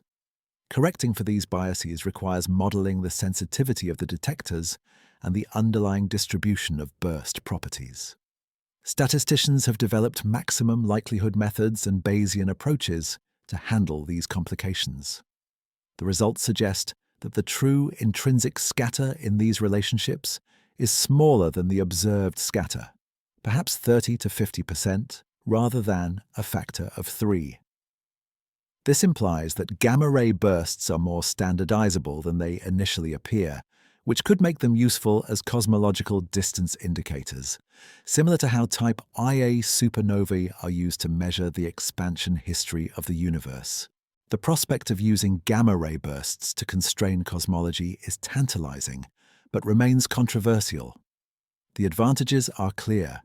Gamma-ray bursts are visible to enormous distances, far exceeding the reach of supernovae. If they could be calibrated as standard candles, they would extend our measurement of cosmic expansion back to when the universe was just a few percent of its current age. The challenges are equally clear. The scatter in burst properties is larger than for supernovae. The physics is less well understood, and the population may evolve with cosmic time as the metallicity and star formation rate of the universe change. Current studies using gamma-ray bursts to measure cosmological parameters give results broadly consistent with supernova measurements, but with larger uncertainties. Future missions with larger samples of bursts and better understood systematics may improve this situation. For now, gamma-ray bursts serve primarily as probes of the distant universe's structure and chemistry, rather than precision cosmological tools. The catalogue of detected gamma-ray bursts now exceeds 10,000 events spanning more than 5 decades of OBS than 5 decades of observation. Each burst carries a designation encoding its detection date. GRB 080319b means the burst was detected on March 19, 2008, and it was the second burst detected that day. This particular event stands out as one of the most remarkable gamma-ray bursts ever observed. It occurred at a redshift of 0.937, placing it roughly 7.5 billion light-years away. At the moment of peak brightness, the optical afterglow reached a visual magnitude of 5.3, making it briefly visible to the unaided human eye, despite its enormous distance. No other gamma-ray burst has ever been observed to be so bright in visible light. For about 30 seconds, a cosmic explosion occurring halfway across the observable universe shone as a faint star that someone with good eyesight could have seen if they happened to be looking at the right patch of sky in the constellation Bootes. The extreme brightness of GRB 8319b resulted from an unusual alignment. The gamma-ray emission itself was not exceptional by gamma-ray burst standards, releasing about 1.3 times 10 to the power of 54 ergs in isotropic equivalent energy. What made it special was the optical flash. Telescopes caught the burst in progress, recording how the visible light brightened and faded during the first few minutes. The optical emission tracked the gamma-ray emission closely, indicating it came from the same region. The brightness implied an enormous luminosity, roughly 2.5 million times brighter than the most luminous supernova ever observed. Astrophysicists concluded that the jet must have been aimed almost exactly toward Earth. Even a few degrees of misalignment would have reduced the brightness by a large factor. The probability of such precise alignment is roughly 1 in several thousand. Detecting this burst represents a statistical fluctuation, a lucky catch that revealed what gamma-ray bursts look like when viewed exactly down the barrel of the jet. Comparative analysis of extreme bursts reveals the diversity of these events. GRB 1370, detected on April 27, 2013, lasted an unusually long time with significant gamma-ray emission continuing for nearly 20 hours after the initial trigger. The early emission consisted of multiple intense pulses showing complex variability on timescales of seconds. Then, hours later, additional weaker pulses appeared. The Fermi Large Area Telescope detected photons exceeding 90 billion electron volts, among the highest energy photons ever observed from a gamma-ray burst. The burst occurred at a relatively nearby redshift of 0.34, corresponding to a distance of about 3.6 billion light-years. This combination of proximity and high energy made it the brightest gamma-ray burst ever detected by Fermi in terms of gamma-ray fluence. The total energy release was moderate by gamma-ray burst standards, around 8.8 times 10 to the power of 53 ergs, assuming isotropic emission, but the jet appears to have been unusually well collimated and aimed nearly directly at us. What makes certain bursts scientifically valuable goes beyond mere brightness. GRB 999013, detected on January 23, 1999, was the first gamma-ray burst where optical emission was detected during the burst itself rather than in the afterglow phase. The ROTC robotic telescope in Los Alamos began observing the burst position 22 seconds after the gamma-ray trigger. It caught the optical emission while the burst was still ongoing, recording how the light brightened to 9th magnitude before beginning to fade. This observation proved that gamma-ray bursts produce copious optical and ultraviolet photons simultaneously with the gamma rays, constraining models of the emission mechanism. The optical and gamma-ray light curves tracked each other, showing the same pulses and peaks. This correlation suggested a common physical origin, likely synchrotron radiation from the same population of accelerated electrons, producing both the optical and gamma-ray photons through emission at different parts of the synchrotron spectrum. Recent discoveries have pushed the redshift frontier to remarkable distances. GRB 090423, detected on April 23, 2009, held the record for most distant gamma-ray burst for several years, with a redshift of 8.2. This corresponds to a time when the universe was only 630 million years old.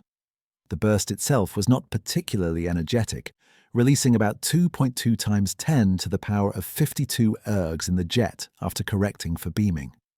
What made it notable was its cosmic age. The progenitor star formed from gas enriched by at most 1 or 2 previous generations of stars. The metallicity was probably well below 10% of solar values. The burst afterglow spectrum showed strong absorption from neutral hydrogen in the intergalactic medium, indicating that rionization was still incomplete at that epoch. This single burst provided a probe of cosmic dawn, the era when the first galaxies were assembling and beginning to ionize the universe. The record moved even earlier with GRB 094429b, detected on April 29, 2009. Initial spectroscopic observations suggested a redshift around 9.4, placing the burst at a time just 520 million years after the Big Bang. The measurement relied on photometric redshift techniques, comparing the brightness of the afterglow through different filters to infer how much the spectrum had been redshifted. The absence of any detected flux in filters covering observed wavelengths shorter than about 1.3 microns, combined with detection in longer wavelength filters, indicated that the Lyman alpha break, a sharp feature in galaxy spectra at 121.6 nanometers in the rest frame, had been redshifted beyond 1.3 microns. This places the source at redshift greater than 9. Some uncertainty remains because photometric redshifts are less reliable than spectroscopic redshifts, but follow-up observations with the Hubble Space Telescope and Spitzer Space Telescope supported the high redshift conclusion. Similar phenomena that resemble gamma-ray bursts but differ in key ways have emerged from systematic surveys.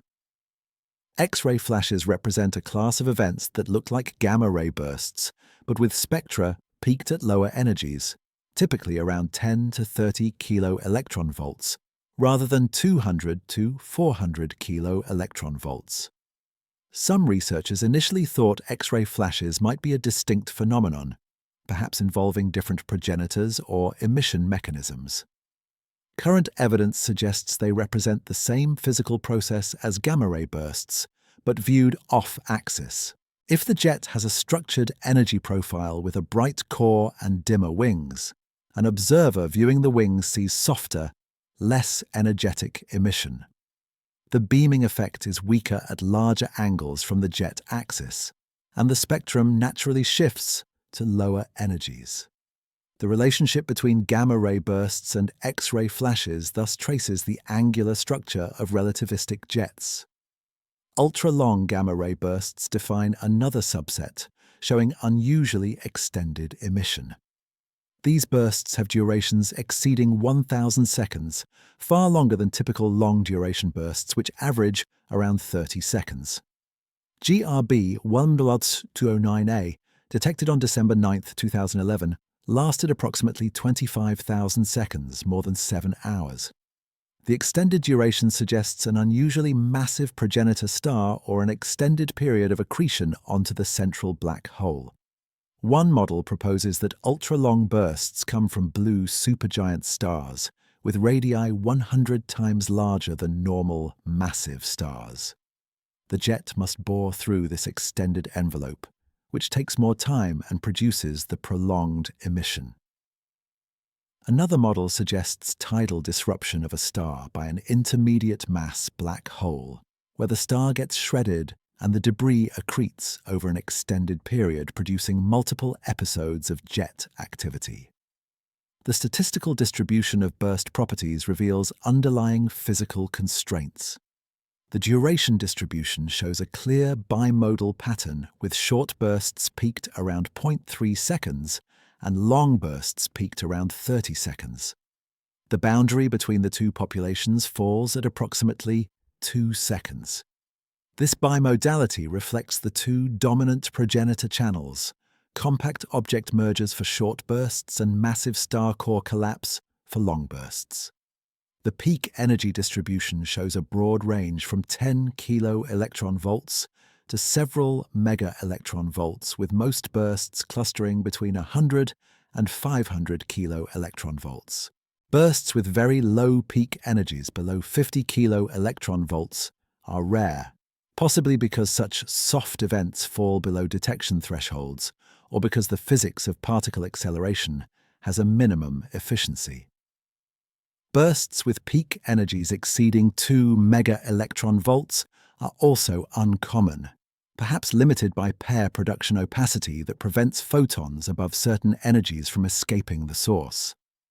The energy distribution after correcting for beaming shows a narrower range than the isotropic equivalent energies. Most bursts cluster around 10 to the power of 51 ergs, with a dispersion of roughly a factor of 5. This suggests a characteristic energy scale set by the physics of the central engine. The mass of the black hole, the accretion rate, and the magnetic field strength combine to determine how much energy can be extracted and channeled into jets. Stars below about 25 solar masses do not produce black holes massive enough to power gamma-ray burst jets.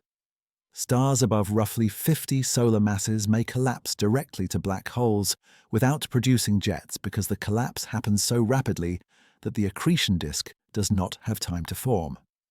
This leaves a window of progenitor masses where conditions are favorable for jet formation, naturally producing a characteristic energy scale. Unexplained aspects continue to challenge theoretical models.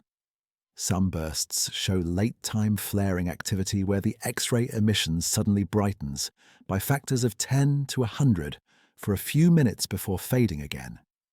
These flares can occur minutes to hours after the main burst. The Swift X-ray telescope has observed such flares in roughly 30 to 50% of bursts, though the exact fraction depends on how flares are defined. The flares suggest that the central engine remains active long after the main burst, perhaps due to late-time accretion of material or magnetic field reconfigurations. Understanding what triggers these flares and why they occur in some bursts but not others remains an active research question. The plateau phase observed in many Swift X-ray afterglows presents another puzzle. Instead of fading smoothly as a power law in time, the X-ray emission remains roughly constant for anywhere from a few hundred seconds to tens of thousands of seconds before eventually steepening and resuming a power law decay. This plateau implies ongoing energy injection into the blast wave.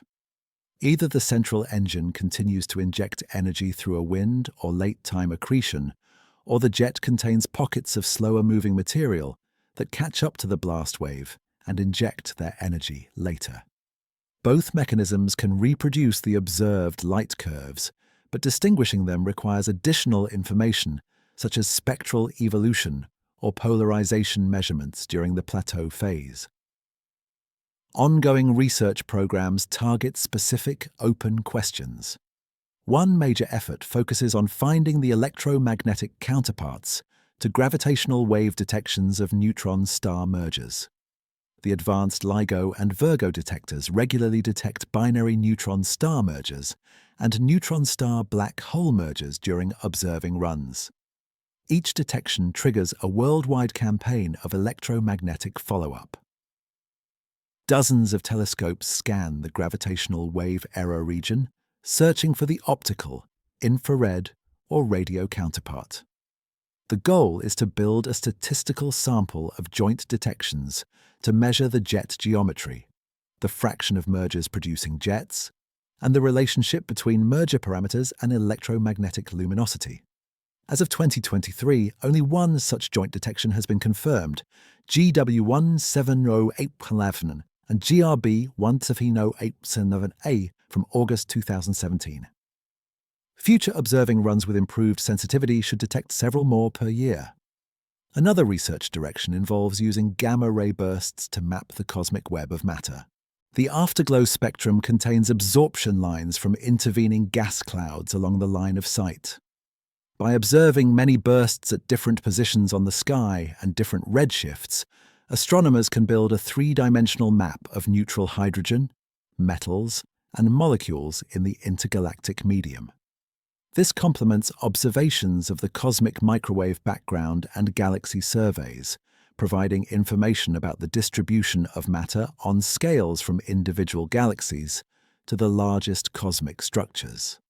The technique works best for bright afterglows where high signal-to-noise spectra can reveal weak absorption lines from low column density gas. High-energy neutrino observations offer a potential new window on gamma-ray bursts. The IceCube Neutrino Observatory at the South Pole detects neutrinos through their interactions with ice. When a high-energy neutrino collides with a nucleus in the ice, it produces charged particles that emit Cherenkov radiation, a cone of blue light, visible as the particles travel faster than the speed of light in ice. Photodetectors buried in the ice record these flashes. Theoretical models predict that gamma-ray bursts should produce high-energy neutrinos through interactions between accelerated protons and ambient photons in the jet. The protons collide with photons and produce pions. The pions decay into muons and neutrinos. The neutrinos escape from the source and travel to Earth. IceCube has searched for correlations between detected neutrinos and gamma-ray bursts. So far, no significant correlation has been found, which constrains the efficiency of proton acceleration in gamma-ray burst jets. The absence of detected neutrinos suggests either that protons are not accelerated to high energies in jets, or that the target photon density is lower than models assumed, or that the neutrino production efficiency is lower than calculated. This result has shifted theoretical focus somewhat toward leptonic models, where the observed gamma rays come primarily from electrons and positrons, rather than from proton interactions. However, the models remain uncertain, and future neutrino detectors with larger volumes and better angular resolution might still detect a gamma-ray burst neutrino signal.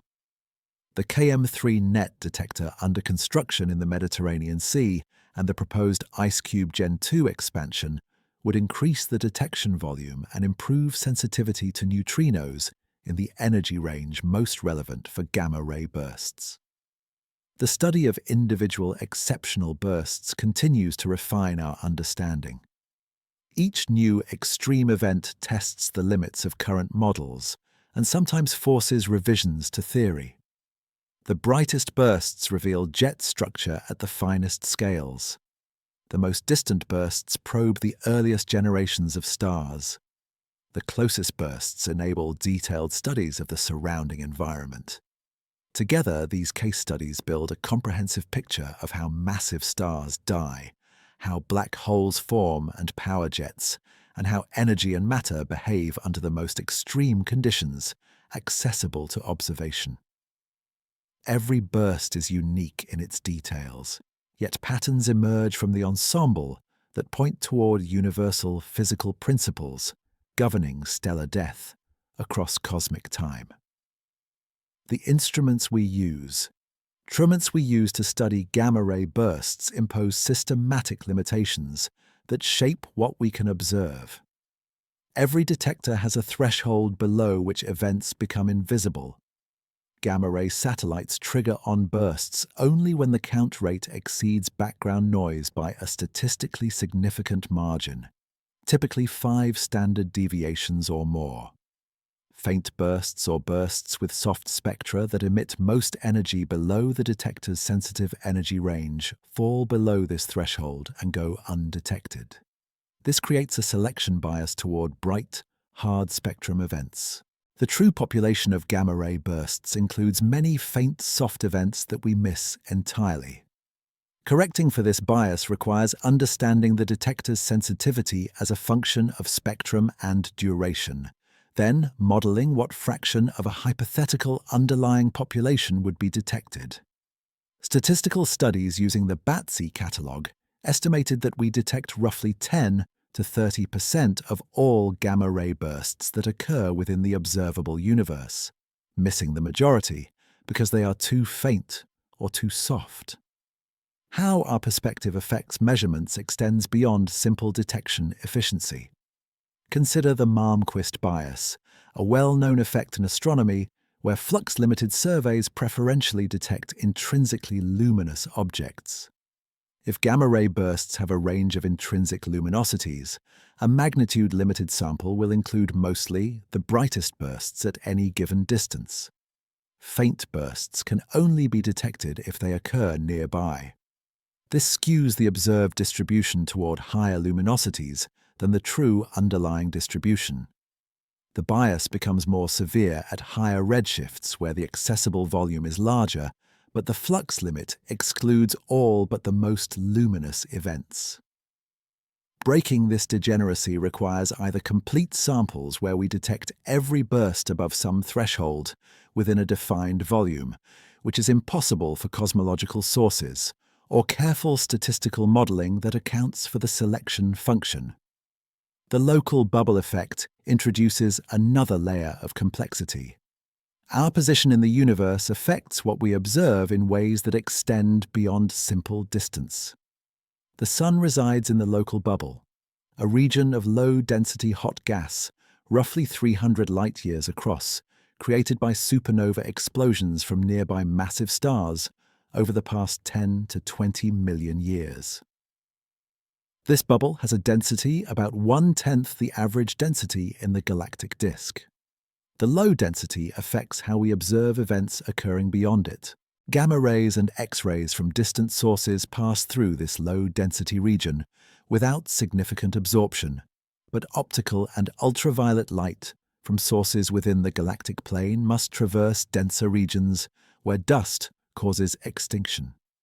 This creates an observational bias where we can detect high-energy emission from sources that would be invisible at longer wavelengths due to dust absorption. A gamma-ray burst occurring toward the galactic center would be detected in gamma rays and X-rays, but might have no visible optical afterglow because the dust column along that line of sight exceeds 30 magnitudes of visual extinction. The debate about cosmic typicality versus specialness traces back centuries to fundamental questions about our place in the universe. In 1543, Nicholas Copernicus published his model, placing the Sun at the center of the solar system rather than Earth. This demotion of Earth from the cosmic center initiated a long process of recognizing that our position is not privileged. Subsequent discoveries reinforced this principle. The Sun is not at the center of the galaxy, but orbits roughly halfway out in the disk. The Milky Way is not the only galaxy, but one of hundreds of billions. Our local group of galaxies is not special, but resembles countless other galaxy groups throughout the universe. This progression established the Copernican principle, also called the principle of mediocrity, which states that we should not assume our location or epoch is special unless we have strong evidence otherwise. Here is the problem with applying this principle to gamma-ray burst observations.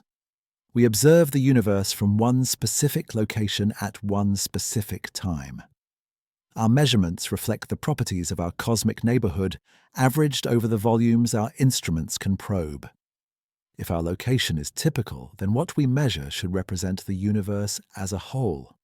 But if our location is atypical in some way, our measurements may not generalize. Consider the possibility that we reside in a region of slightly lower than average density. The Milky Way belongs to the local group, a collection of about 50 galaxies dominated by Andromeda and the Milky Way. The local group itself sits near the edge of the Virgo supercluster, a concentration of thousands of galaxies centered roughly 50 million light-years away. Compared to the dense core of the Virgo cluster, where galaxies crowd together with typical separations of just a few 100,000 light-years, our neighborhood is relatively sparse. This could affect the rate at which we observe gamma-ray bursts from nearby galaxies and bias our understanding of the global burst rate. The cosmological principles at stake include homogeneity and isotropy. The cosmological principle asserts that the universe looks roughly the same in all directions, isotropy, and that the properties we measure here are the same as properties measured anywhere else, homogeneity.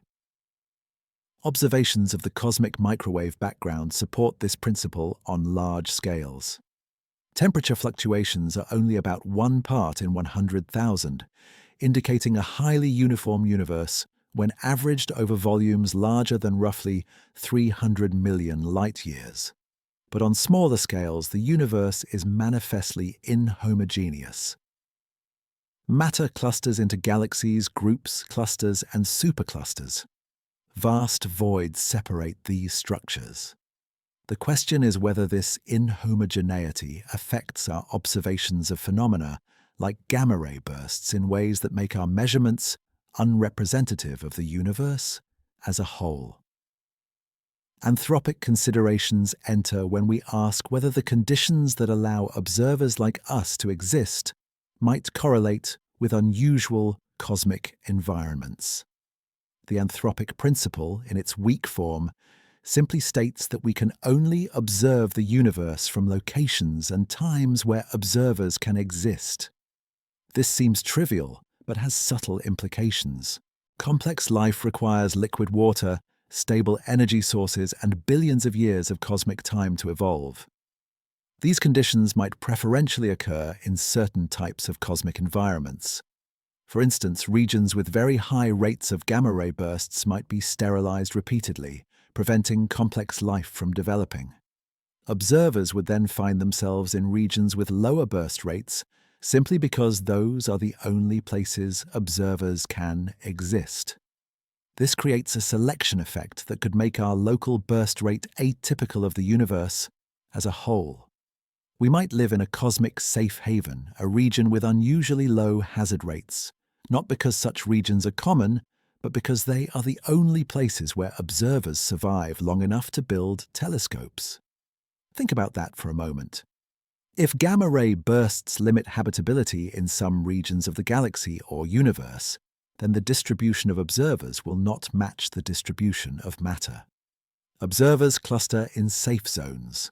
When these observers measure gamma-ray burst rates, they measure lower values than the cosmic average because they are sampling a biased subset of space.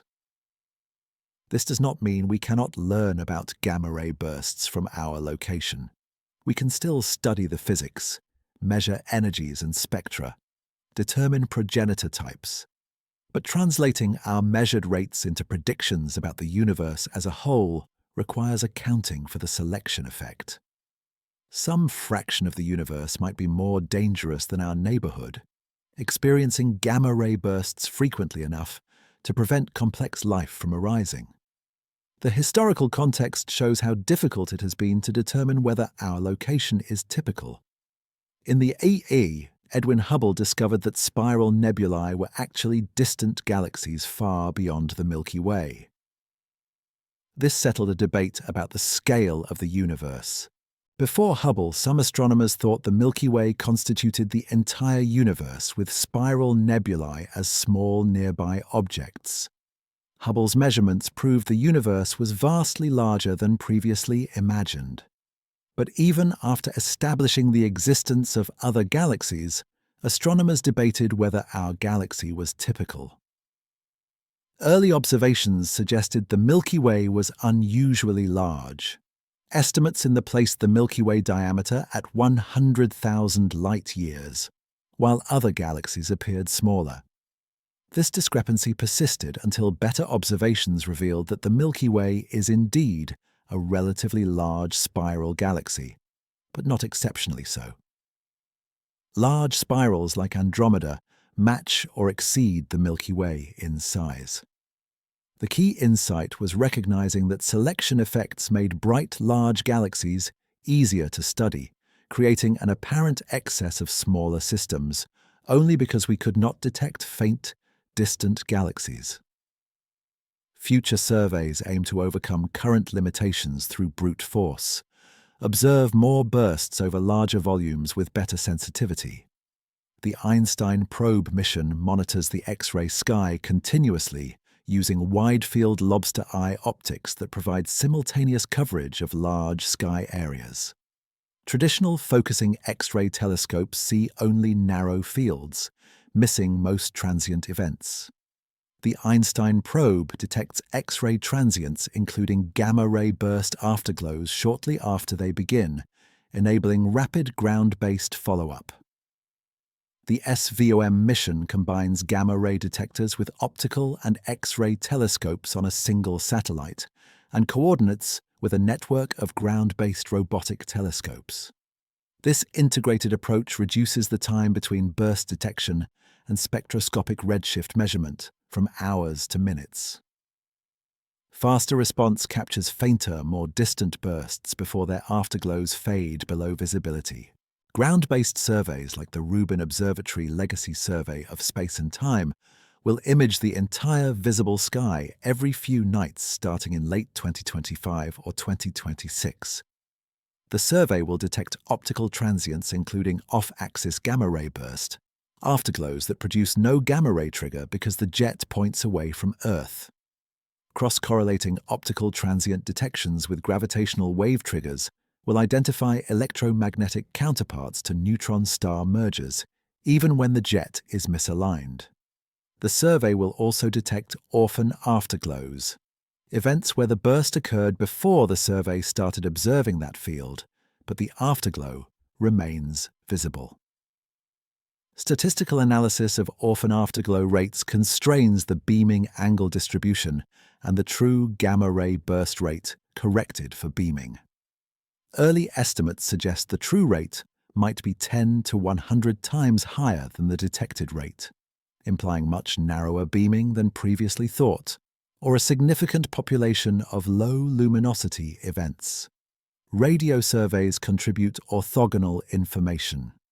The square-kilometre array under construction in South Africa and Australia will be the most sensitive radio telescope ever built when it reaches full capability in the early hood. The survey will detect radio afterglows from gamma-ray bursts out to high redshifts.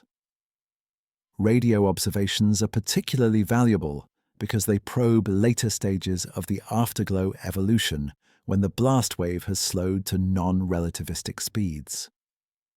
At this stage, the emission becomes isotropic, and the energy budget can be measured without assumptions about beaming geometry. Radio observations also penetrate dust that obscures optical light, enabling studies of bursts occurring in dusty star-forming regions, or at high redshifts where the intergalactic medium absorbs ultraviolet light.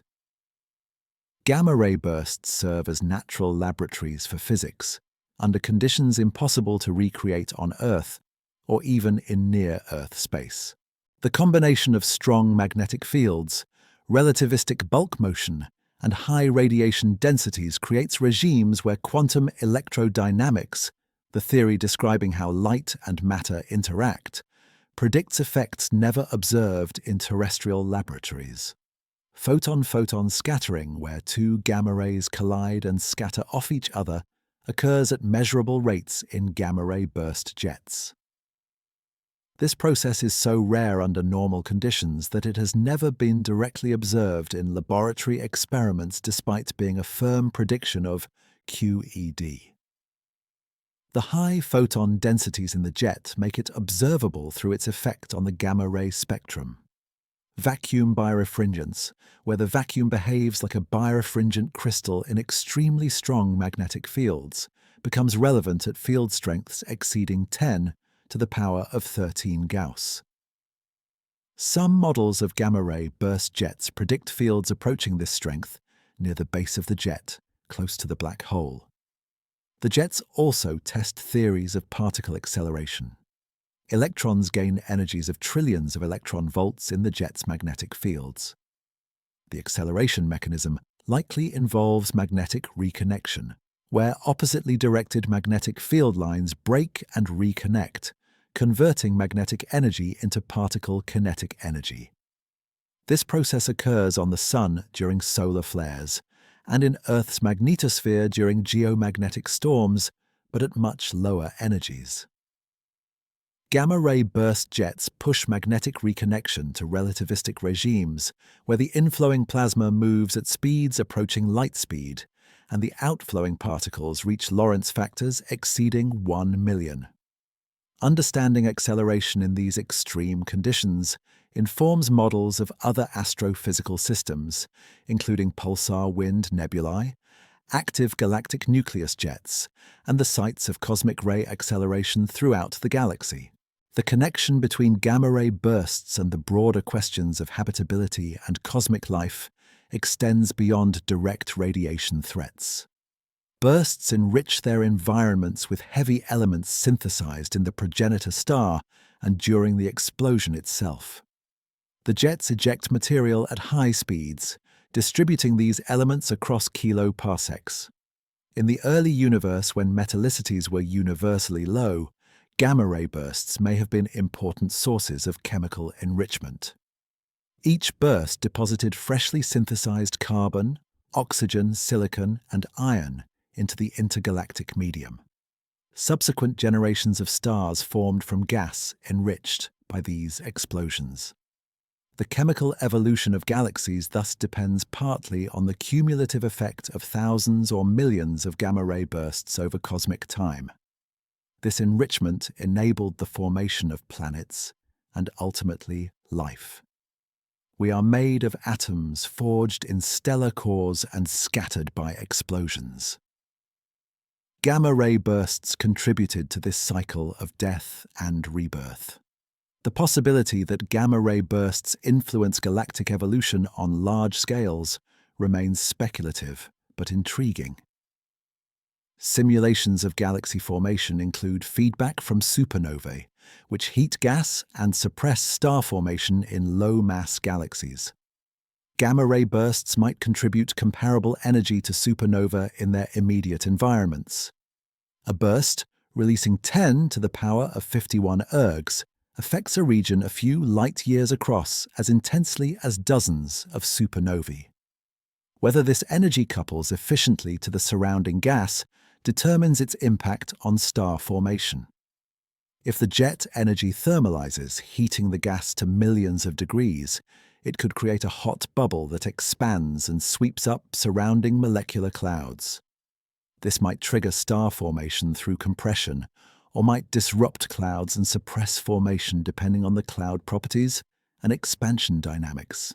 Observational evidence for such effects is limited because gamma-ray bursts are rare and their immediate environments hard to study in detail. Our role as observers embedded within the system we are trying to understand creates an unavoidable tension.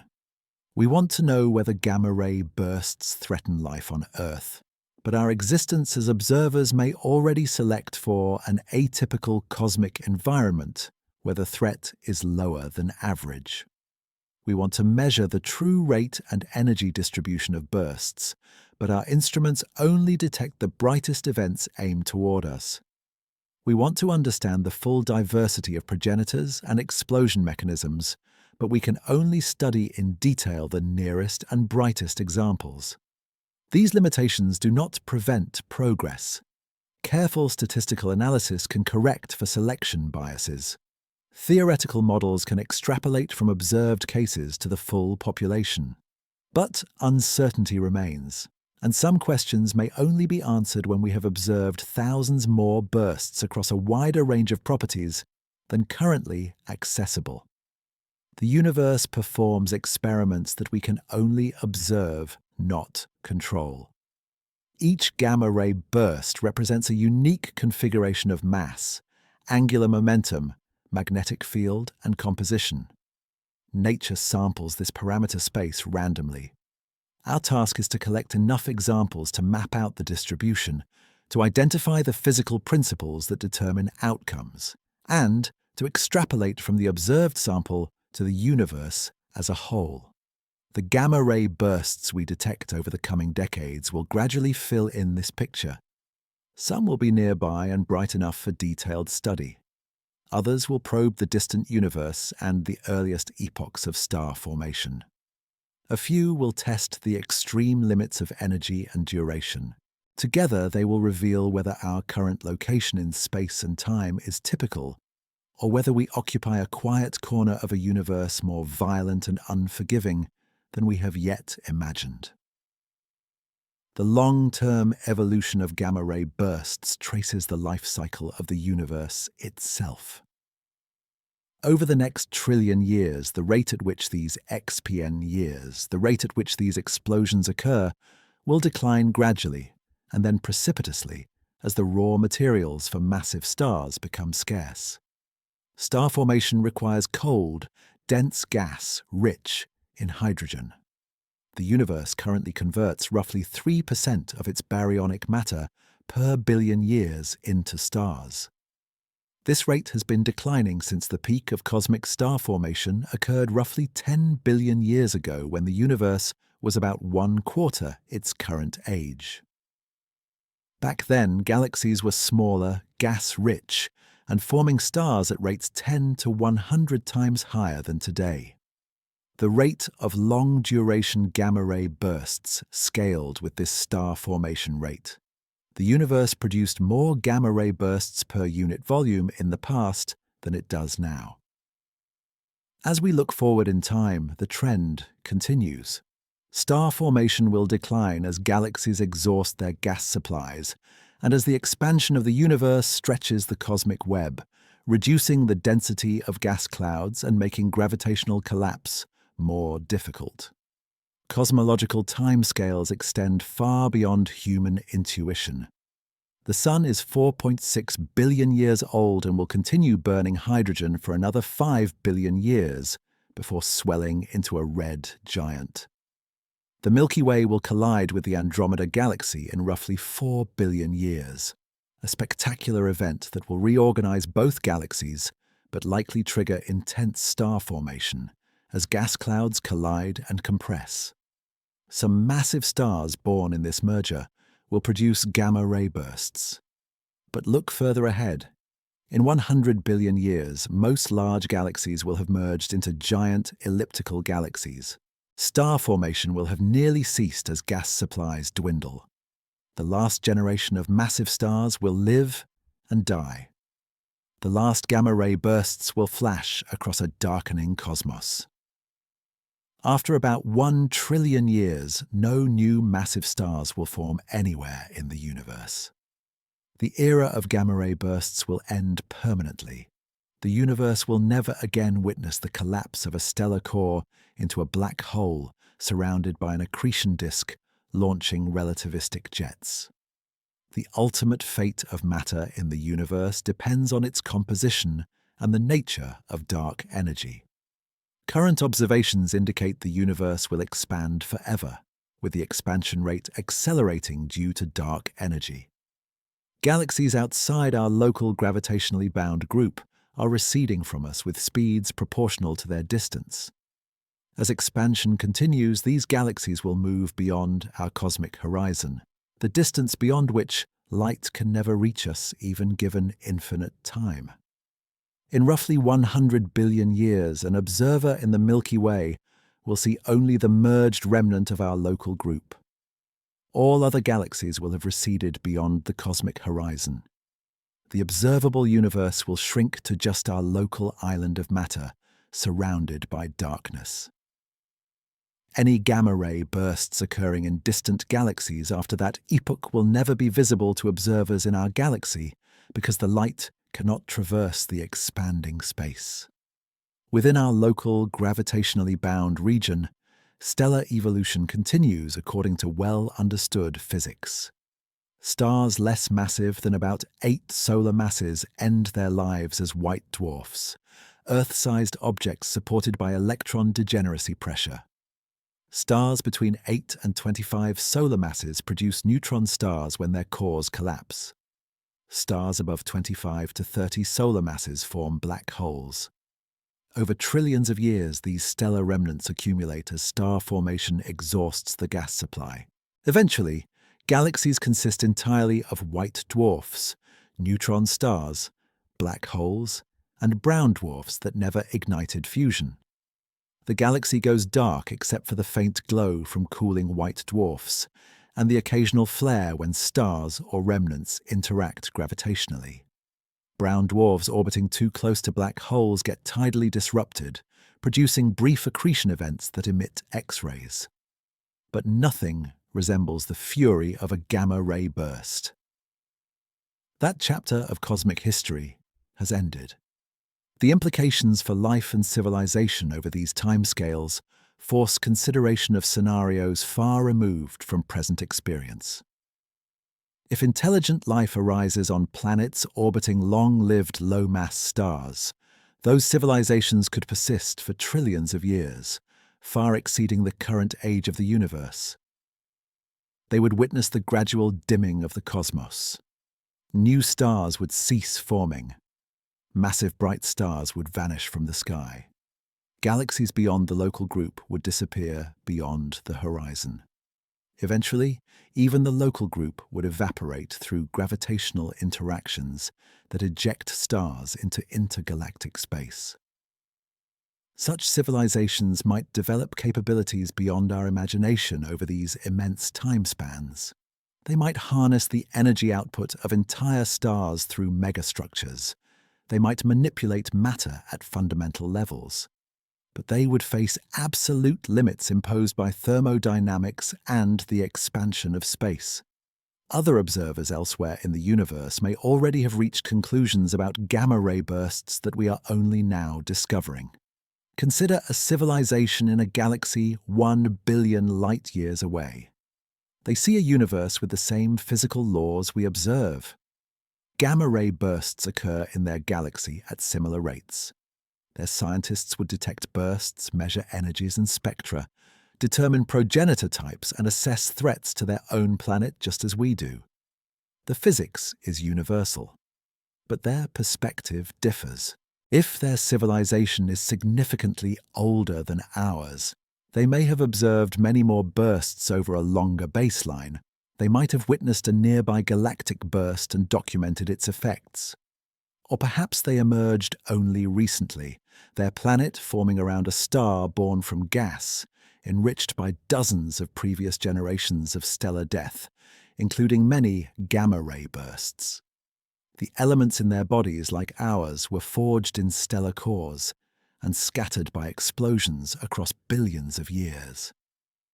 Here is where it gets profound. The questions we ask about gamma-ray bursts connect to deeper questions about knowledge and existence. How do we know what we claim to know? Our knowledge rests on observations filtered through instruments designed according to physical theories, analyzed using mathematics developed over centuries, and interpreted within frameworks that assume the universe follows consistent laws. Every step involves assumptions. We assume that the laws of physics are the same everywhere in the universe. We assume that light travels at constant speed through vacuum. We assume that general relativity correctly describes gravity. These assumptions are well tested and have survived countless experimental challenges, but they remain assumptions. The possibility of unknown physics operating under extreme conditions cannot be eliminated entirely.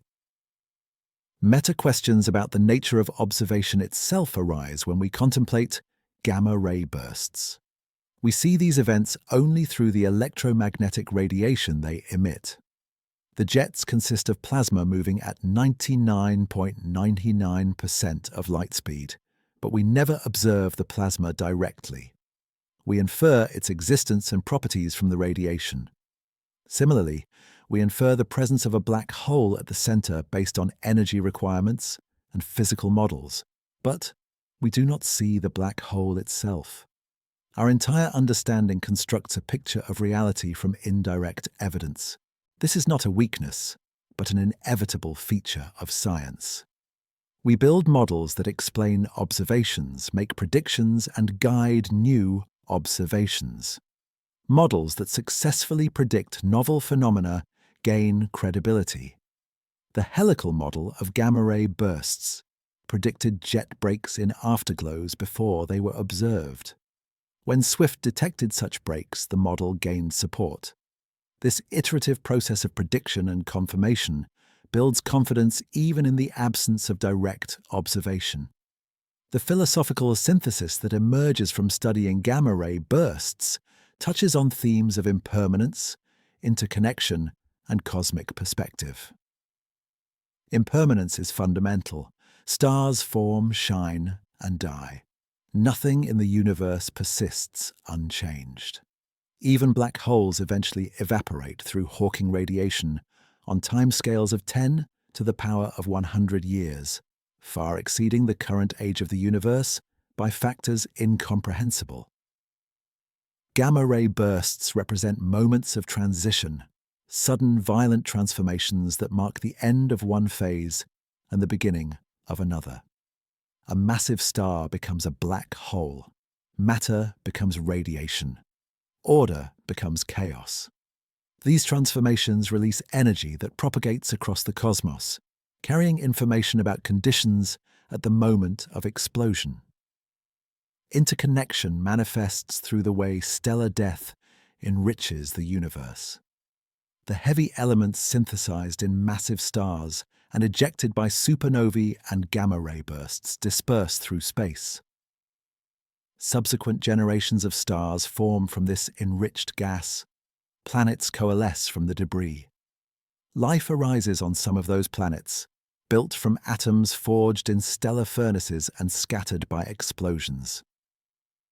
We are literally made of star stuff, to quote Carl Sagan. Every carbon atom in your body was synthesized in a dying star.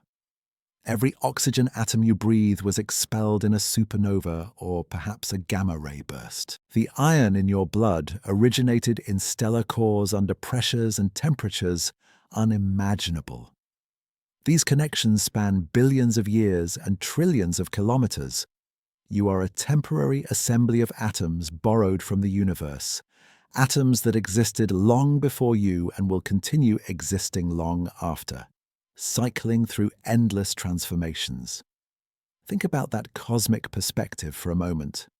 From the viewpoint of the universe, a human lifetime is infinitesimally brief. All of recorded history spans less than 10,000 years. Complex life on Earth has existed for roughly 500 million years. The Earth itself is 4.6 billion years old. The universe is 13.8 billion years old.